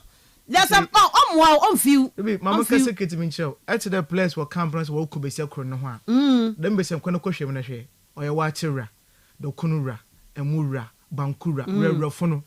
And a place when you have a obstacle because when you me there, or we are training now, so when scan you go to Kuma, or Kohana, when you be and you don't blame the place. Sometimes you and someone has seen to know you feel there. I know beef you come will be thinking, I'll be keep coast that day. Obe mysterious Busuan drafts. Na salary paltry 700 cities 500 300 no. But so much on board. nto obo krom ha na bia so do ho no wanya ketese bia oton fried rice bi be se no pe on pe oba fo yanko by force on pe no pa oba se no pe because oba support ne kan be se no nyimbe daachi bi oba ye akwana ye gba na say play no kwa hit we na say wan kasa na duabone adebam okay yam fa one see the Wales Pulse is here. Neuer's caught in no man's land. It's Marley. Kastle FM, the Sports King. Okay, mami emia phone lines no on this issue mami hwe say bia pesa wo so cha wadwen kakra fa ho a obetumi acha wadwen e dia fa ho me fa be 5 calls bi da fe ye fa ho no NC on Benjamin Asari chede ene ye dia mano no players na bro kro asinti wo say player bi bre na wo obetumi aboa na you just help na ne aboa no kama sa eno akonya ho kala ye di ho common 0244 408046 0244 408046 and 0244 408354 0244 408354 Aquarium organizer good morning. Good morning and the weapon plan. Yeah, we are Aquarium.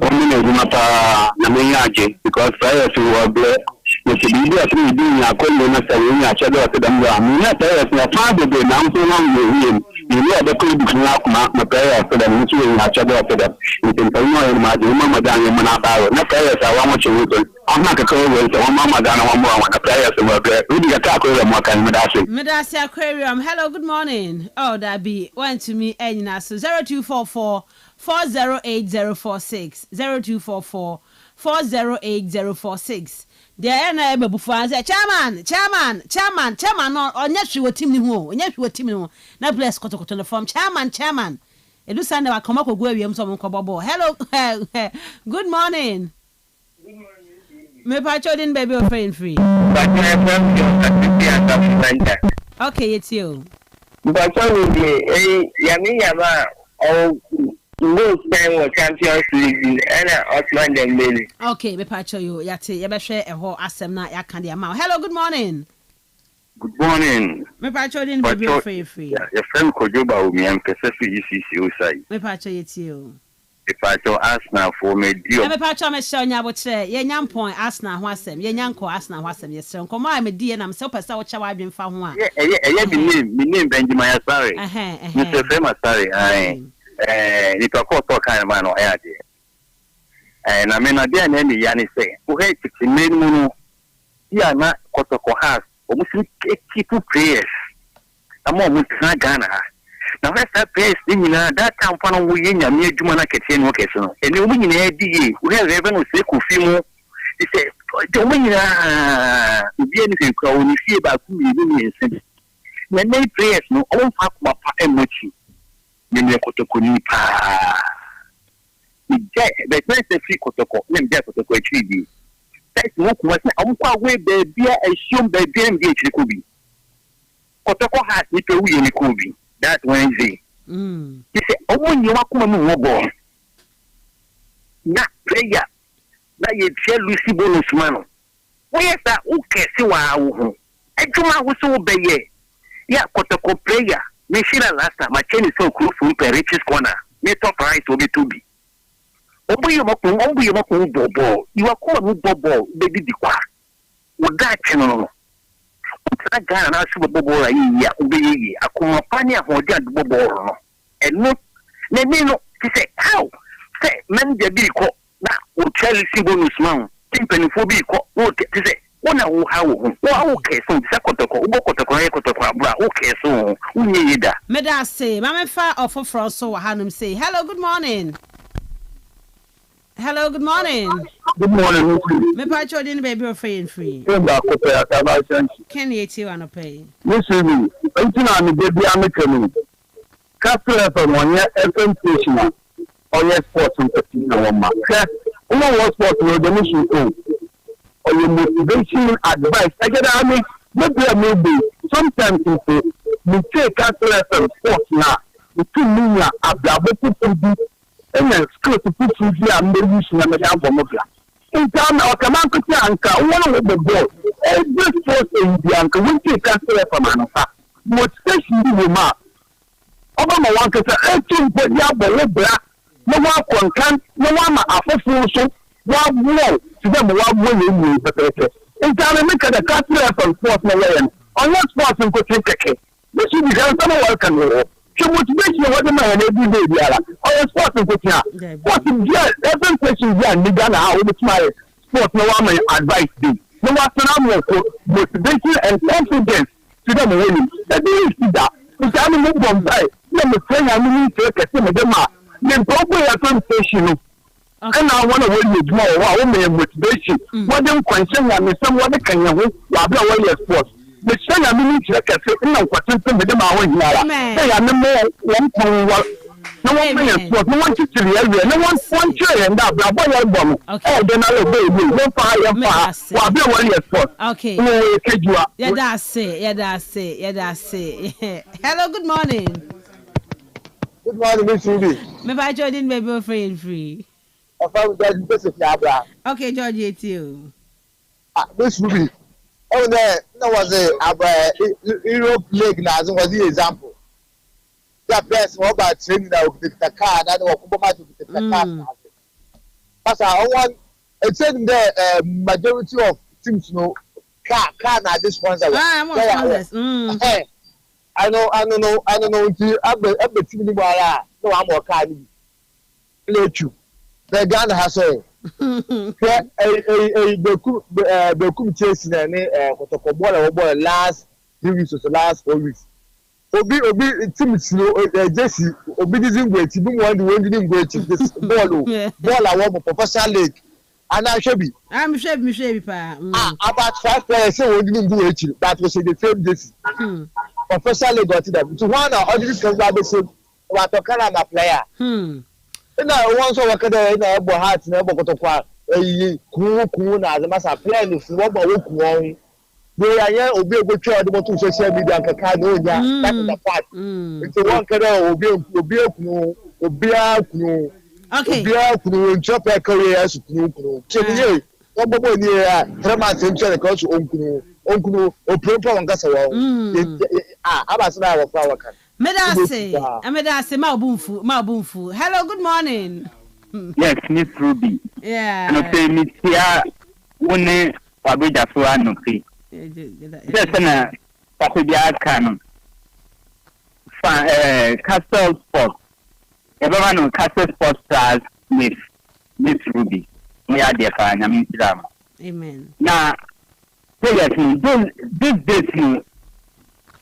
there is no star in our Premier League. I don't think I signed previous those days, a month we get some which players are doing. I don't know.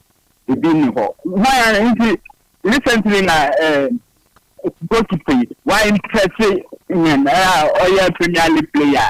Why impressive in I'm not but moreover, in Pakua, all the things are Peter and the two social media. No, and they are one in a 3 years, they know Potoconia or Sereno. And I just so I'm a Yankupo di Tirano. Okay. All right, yeah, that's say hello, good morning.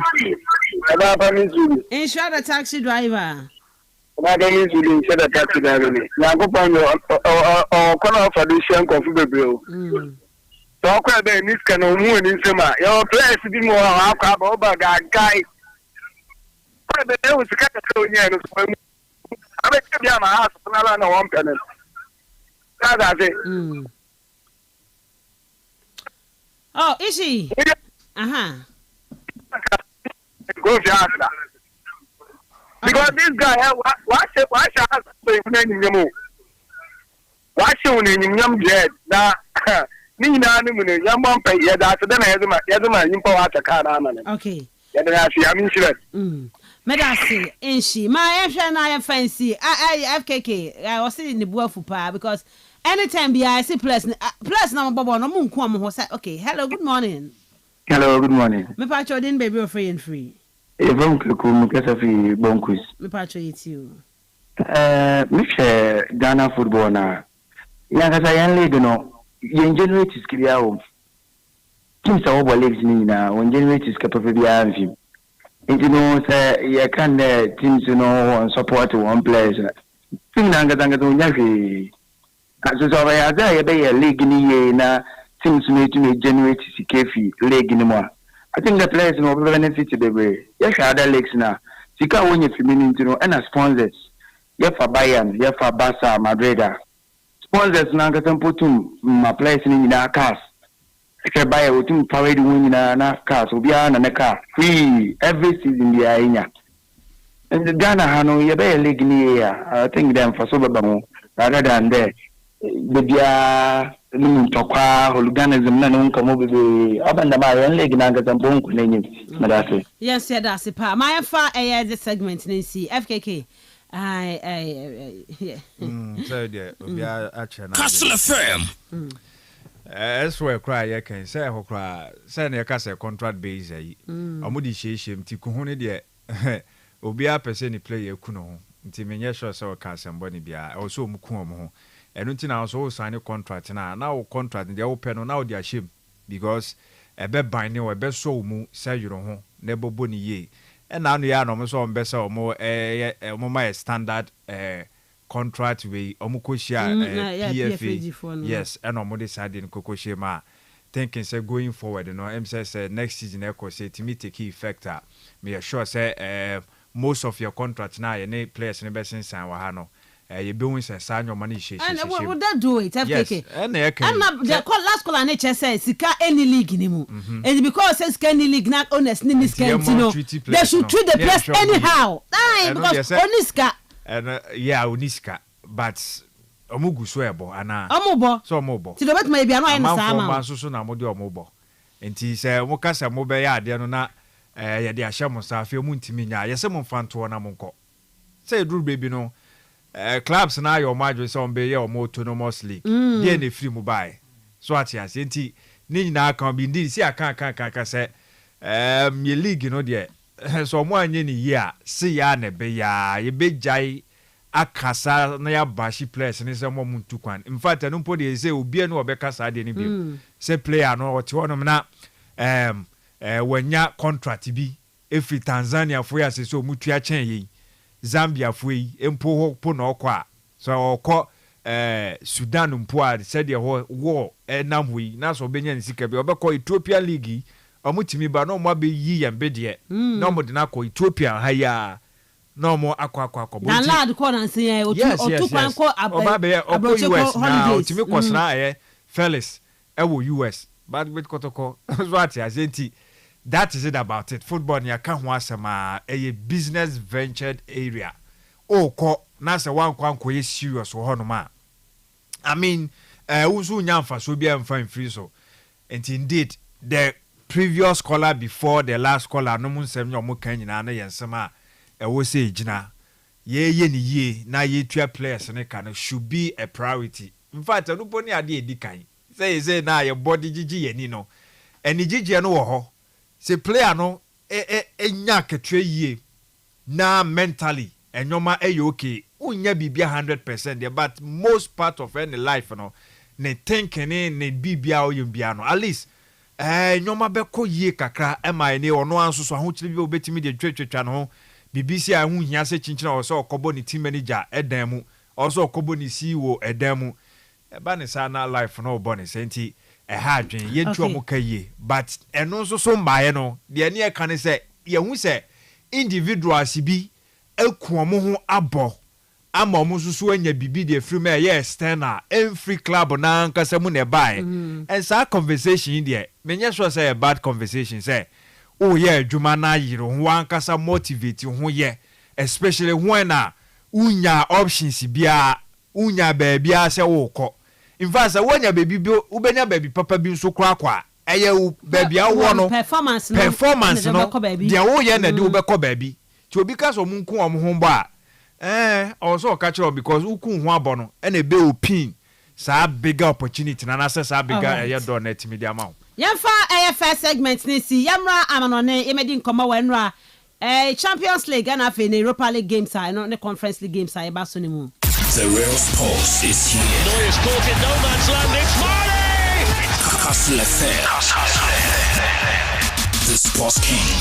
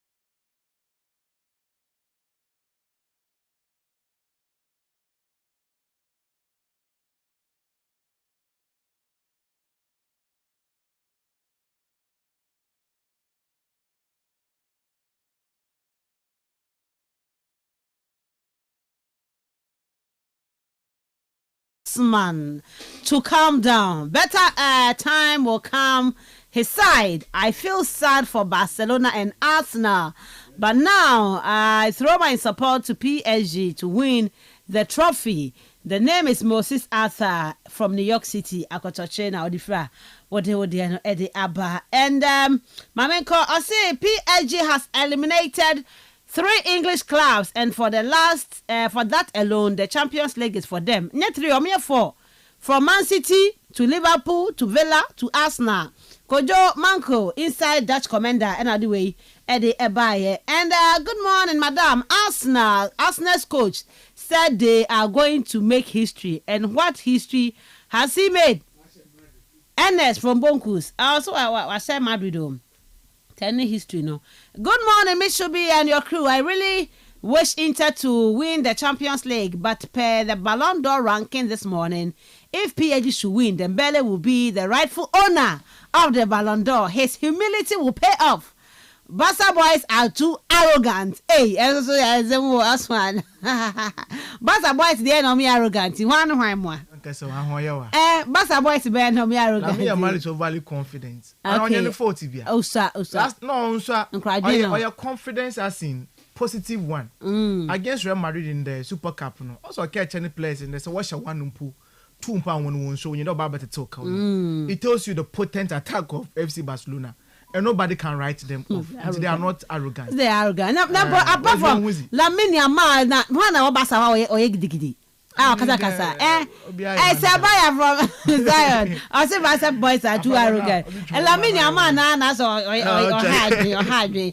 Good morning, champion Mitsubi. This Unity Cup that will be hosted in England at Brentford Stadium. GFA should drop the senior players and go with the local players to fill a standard pitch. Some will even sleep on the pitch because they haven't played on this kind of pitch before. Big Joe inside Atabazi. Mamenya also message on 0244 743 143 0244 743 143. Yeah, mana febedin komo eye amanone ensem no emu bata mamenya we na me message.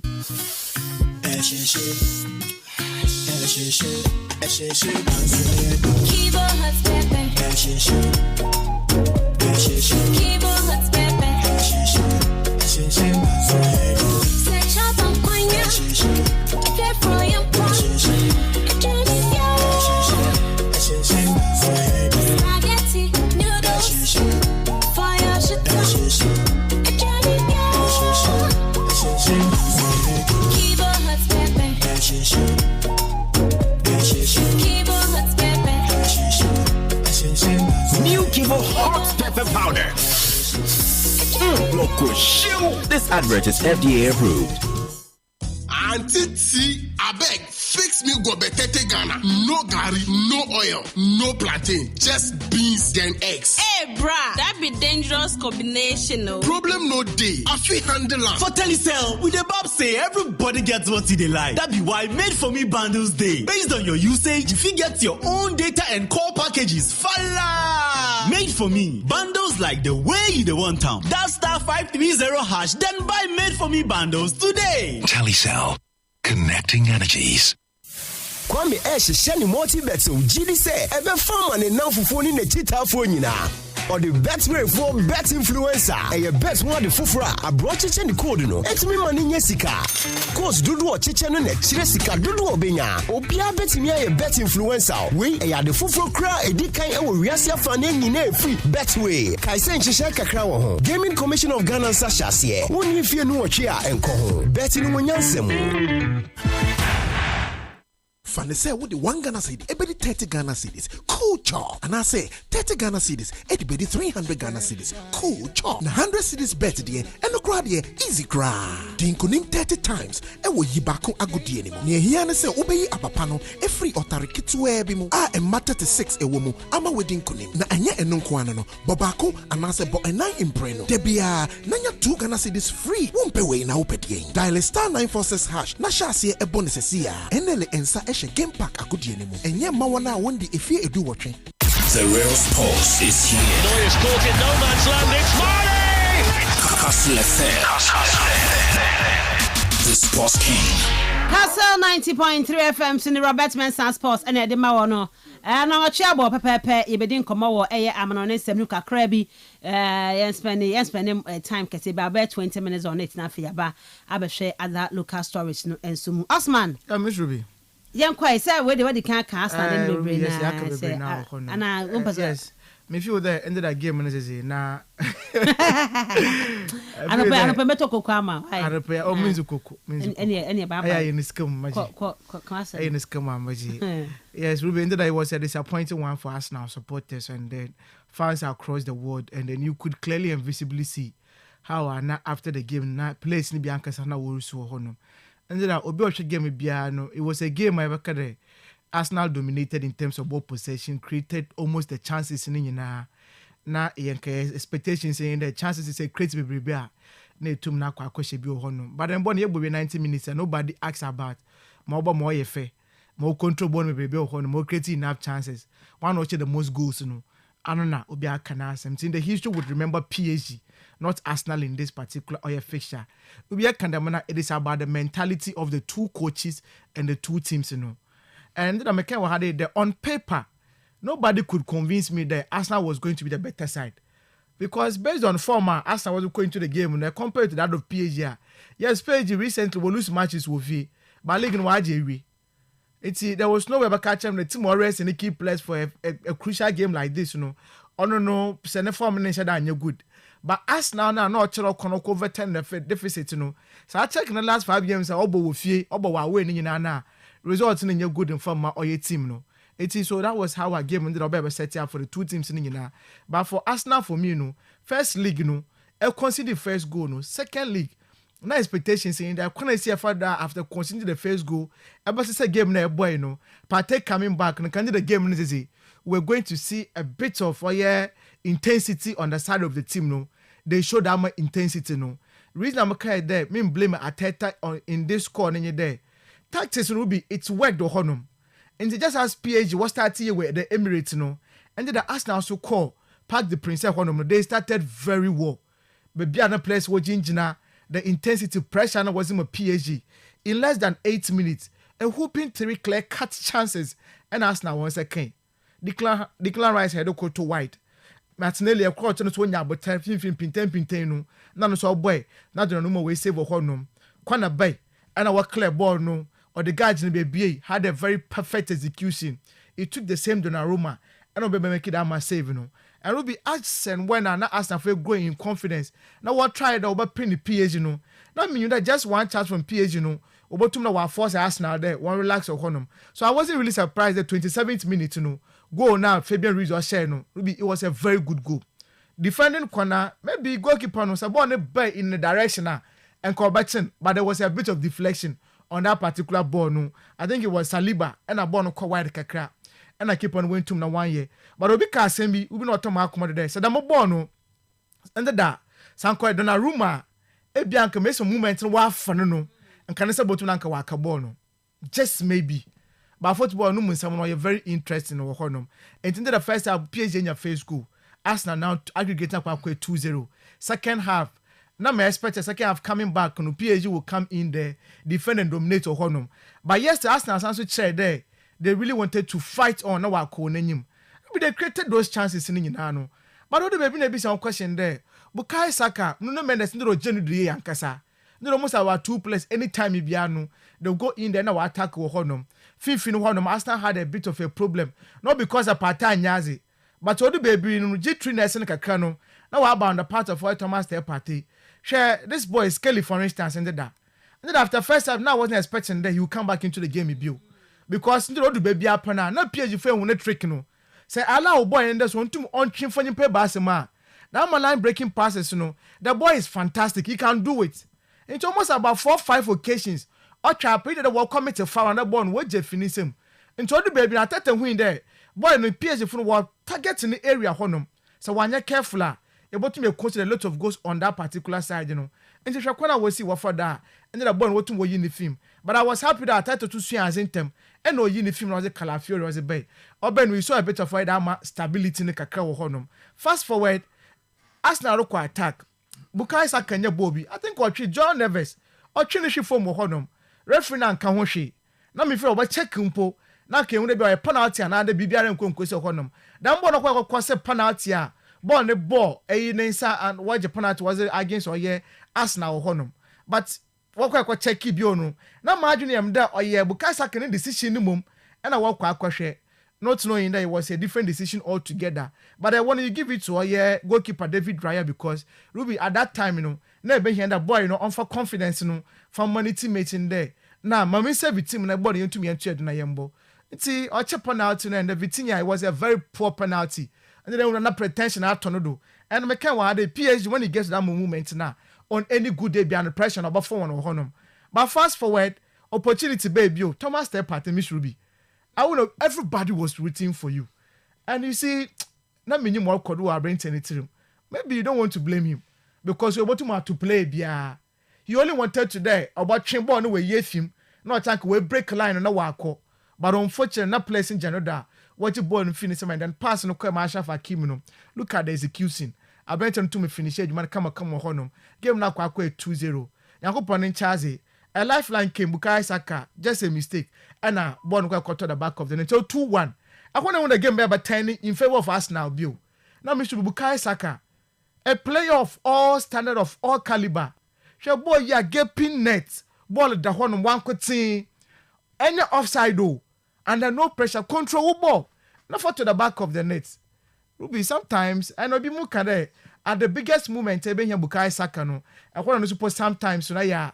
No see shada ye because the Three Lions of England, we saw him in certain games we been here Brenton in big movements, Ayana is also found once in a corner. And so quite concerned about fast forward, not page mobile, I don't manage the game, na yen two na yen and to be I feel that the best side, and we need that tie, and the bubble page for Nabado. I thought tennis more Kenyano for me most more ring ye.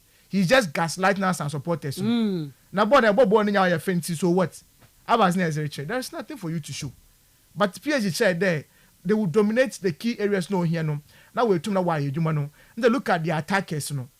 Once I will keep the balls, but walk forward there. They were always causing problems, especially Kvaratskhelia. The first half no born of boy now. Yeah, about the outright no. He showed them a confidence And for me, that is one thing definitely actually to now. Yeah, but team no one about the honum. Osman Dembele of the bench no be. Did obey assist to honum. And assist no in the history of PSG. No player waiting one of the most goal contribution in a single calendar season for the Champions League. No a killer Mbappe 11 and away to na why. That Brenton by assist to honum. Into this season in the Champions League, 8 goals, 4 assists and away to na why. Into the 12 goals contribution. And I Brenton season when no wasn't going to na why. But will be overall player and the on my PSG. What really this time, Outfield players they are so important. There is no way but to now a right one off. Kvaratskhelia, Osman Dembele, Desire Doué, Ashefin Finon, Joan Neves, Mejuma under the way yay. Boy, I think only 20 years. But under the ball of boy, when recovery so yay, ne tackles so 2 more quay. I can't 2 more father, oh boy, my fin them and one thing I will be here or the Shemuno, or Joan Neves into the Juno 2 more yay. But there will be the 180 minutes of football your boy in Nano. One person nobody can write him off. Ya Brentia from or ye Donnarumma. This boy should the Emirates Stadium go away by there or honum. And then that make almost about 4 crucial saves. Shasaka ne Kelly 2 or so. Then you are about Bia Pen and Saka. About Bia Pen and Saka. And this is the moment and then you care about Yan Soma. And will be for any team to win the Champions League Biano. You need a certain goalkeeper movement Oba fan or honum. Yaba who had that same Yaba who Kotwamu. Or the Madrid don't shut down when Yedman. Kelly they will do the job. But this boy, this season, right from the stages, group stages, and the PSG, 5 matches no will lose. But first for round of 16. Sure. Playoffs, round of 16, quarterfinals, semi-finals. He has always been about Donnarumma. Liverpool went to one qualifying. It was Donnarumma. Aston Villa went to one qualifying. It was this boy. So for me, I feel that this season, no, be barrier watch the PSG. They are just in the lighter world covenant. But football, me should be. You can never sit somewhere. Of course, someone is young boy. But so far, based on paper, performances now, me should be. There's no way we can write off PSG today. Sure. Man want to know 1 year. So for me, young boy na bado. Luis Enrique. Watch it. And then the post match will be saying, is it the Farmers League in Hobonana? enyim answer was the man reply you know. Us but this is the Asha Manchester City. Watch Premier League 4 clubs in Nigeria. No, see, I saw almost say about Farmers League. The Farmers League, and you know more. You call your name, so way of Sasa no Candy who Sabto Kakrano. You know, watch Man City, watch Arsenal, watch Liverpool, watch Aston Villa. In the Farmers League, na was Rokono. And you know, Oyamba na Abado. Since you are stage away Koduno. Papa Nach when you you almost become Madrid previous she England for boss almost this is in a Tiki Arsenal and also uniform. Now this time around PSG so you BF that's a monquad we be kwa koja o yi mu free mo so ne nim saka oba kwa koja that's a PSG na koja oh yes medical can say they are up there already me see 50-50 there. Oh yes, me right home of but Inter team no amoye too compact and that's what musu go so mo shebi amo nyet say bi Arsenal for na baka so mo lack sa precision ne sa convention rate ne sa de no omo talisman na wo mu team ni mu enti ebia obe shebi but omo so betimi a shebi enti ebia say Inter for so ne nya sa chances na no Arsenal nya na ebia kan tempo mo 2 goals lead bi o mbeteki against Barca yehui but e bia PSG dia de kakra omo so wo omo team ye defensively no ane e kan omo attackers no omo lose possession na quickly ube hu omo so omba abeba back ababa beboa ma defensively omo ye dwumanti na week e kan say eye ade a information or the money players no say masa ulusi ya bra now so bra na baba beta kinti at a point ube hu Brady Bakula ube hu Dewey say omo chro Kwaskelia no proud no che obia on the right back na counter big boy Bukayo Saka oh boy akwancha na Kwaskelia John na myself keke say myself keke akwa no obo position yes Ruby so that is the mentality and here come and then that Arsenal was clearly lacking it PSG wo tumo nya into no Ruby yamba na abado Akrebi on Arsenal kakrebi ateta Ruby ne 5 years no yamo nkoyi. This season, for instance, na America asem bi chero there. Mezema Alfred mutobetumi ya to na yenhwe the HG sana America wasem no. So far this season we Arsenal was semi-finals 4 matches. Those 4 matches you know it is only 1 goal per and away to na wakwa kwehye ho no. But mama ya tetin in key games are never expected Arsenal for be yi won ho no. Ehwo na team we would always falter. Ehwo na team the bi obo go nyima ase ho no. In the League Cup no about 2 matches against Newcastle. In those 2 matches, I can one edge in Bomuna or 4.79. The quality of chances, question that of Newcastle. But in that game, your boy you know, now Newcastle flash Arsenal by 4 goals on aggregate. That was so bad. Into crazy chances and 2 men share. Ruby our game. Manchester United in the FA Cup game where you call penalties. United will win. In that particular game alone, we created 3.2 chances, quality chances. When 2 now one share goes 2 in that particular game. On how are going to be? And then the game against PSG 5.1. And then the game on Coutinho. And then as I call our over 10 the fish and one force extra time it is only because of the mentality of the players on stage fright. No way showing. Okay. Pressure the window. Into Ateta, then by some of the supporters and work no. I take the coaches in Azana. Ruby by standing no contract now. But me feel that this time round, you know. Team na code stage bia papa no rembo I don't think the will to my no. Okay. Because even when he's giving money to sign players sometimes players was one but no they don't show that great and quality no. But for me I feel that this gentle we season or telephone as a washer there target I wasn't man so when to mwanya obviously want to monja no when there are coaches out there. Okay yanya predictions Europa League ni munafe yamra. Yes, Europa League matches no. Manchester United will Old Trafford game way now can me feel a big game was more United phone, but unfortunately, reports are picking in there. Inaki Williams, Nico Williams, and then Ohai Sanchez. Yeah. When you paper. Oh. It's born 1 call trip nibi. Any problem? Berenguer Alas Berenguer. There is a reason why this players were where starters for the team. Oh, of course. And once you are missing these players, obviously it would affect the team's performance. Any problem? It's I don't foresee there. The power for Marco be different. United in the finals. Yes, United. But the phone batch Tottenham na. One chat Tottenham BBA. Ruby, I'm saying this thing for a fact that I share Bodofona. This is the stage you are able to do. One performance in the competition, Obia born about because any team you call When if you be an kofu to moye juma. One stadium no or to the Sudu Park. On Sadan so. And I want to war ho. Minukas is not to papa. It's an power 30 and for be Kenya full of the pitch not to buy because of ice no. I want to go to take advantage. But both of Frankasa one matches against English clubs no. Ruby one yazi. Want to English clubs no crowd in any competition be we share one now. Well, but the last time we share English club was Arsenal for 2022. Arsenal question by 2-0 and that is one thing so encore in the favor of the home team no. Until they aqua way na aqua lose by 3-1. 2 goals or plus and a Tottenham for 0. And that is something that Angie Postecoglou. And Kwani he needs to make sure there. And the air con the team na ya kan wan asem no. They are unpredictable. Them will be a kan wan asem no. They are top team born when you but they are very compact. Will create some few chances. Them chances will create a few no. When you go now will be share. My Tottenham will be ended they should avoid a goal honor. So what tomorrow about born on the power honor team means compactness which one no.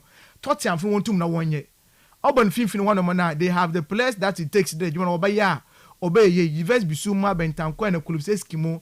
Even Mate Samu, you are warrior no, or as well 2 minutes also you are. But the problem of Tottenham in there, one said that when you a DMR, ever cut or natural DM or them physicality rebellion or you say game in Obia or Flay. In that Bissouma, for instance, he loves playing ball and papa. Man, the partake ya second goal no quite compare. Or Padamazin be a power and skills now, obey ye be honum. And so coach to my casa day. Let's focus on the normal money to me and ya about born and casa.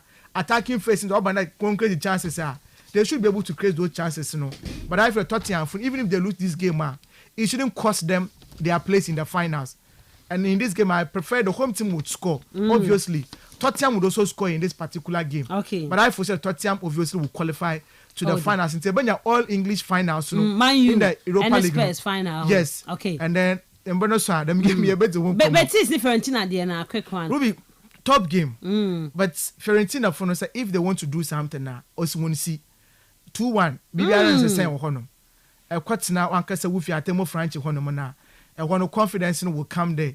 But unfortunately, once I actually won last 2 games, so we're losing in our honor. And the confidence in Shada and but this is the moment. This is a team will prove that I'm a competition. No one else when you, but I think back to back. I don't want to go down stage way. Into so two more progress. It is only in order. Sure. So what two more progress? It is only in order. But this is a time so I say extra Betis for so Champions League winner experience no as a one and no performance on there because Okutezini is going to make an okay, it's cool. But most you dominate now or dictate the pace, you know. I know most anyone when he comes into the party and when I tell Anthony Sumpone Bobono or to Mlokunim Cedric Bakambu, like national performance of Honum as Azuli, another player no Sumpone performance or to also anyone. So what to defend the ye, what to make sure about frustrated opponent, you know. And a few chances about to Masha before they be a Betis for no, but to Howard because Betis Chelsea in the finals, you know, I'll be a big game than getting Fiorentina in the finals. Yes. Okay. It will be, I think, I'll go in for Betis to qualify to the finals. Chelsea for one, the Chelsea in Shebe to Nankaho. Manu League at the NBA. I'm going to Chelsea, I think, will be. But Chelsea will game over the weekend, Anna. Weekend, your big game, against Newcastle. Of course, in James's Park. I just want to my rest. If you ever go home to Man U, last game we are way to Forest. Then you know, Pascal. The real sports is here. Neuer's caught in no man's land. It's Marley! Kastle FM. The Sports King. I say good morning to you guys. My club Liverpool is out of the Champions League. Our brother-in-law Arsenal is also out. Now I'm going to throw the support to PSG. However, whoever wins the Champions League is a deserving winner. SKK. Now say, my mental picturing of you guys by imitating your voice is way off target. And then the ODHR. Tell my FKK mo kumase no.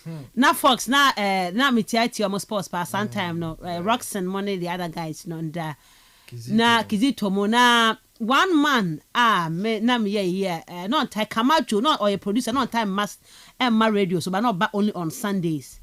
The voice in the dead. Don't you then they can say to himself, Bray Bet and Tin Grandpa Michelle FKK. My crime watching.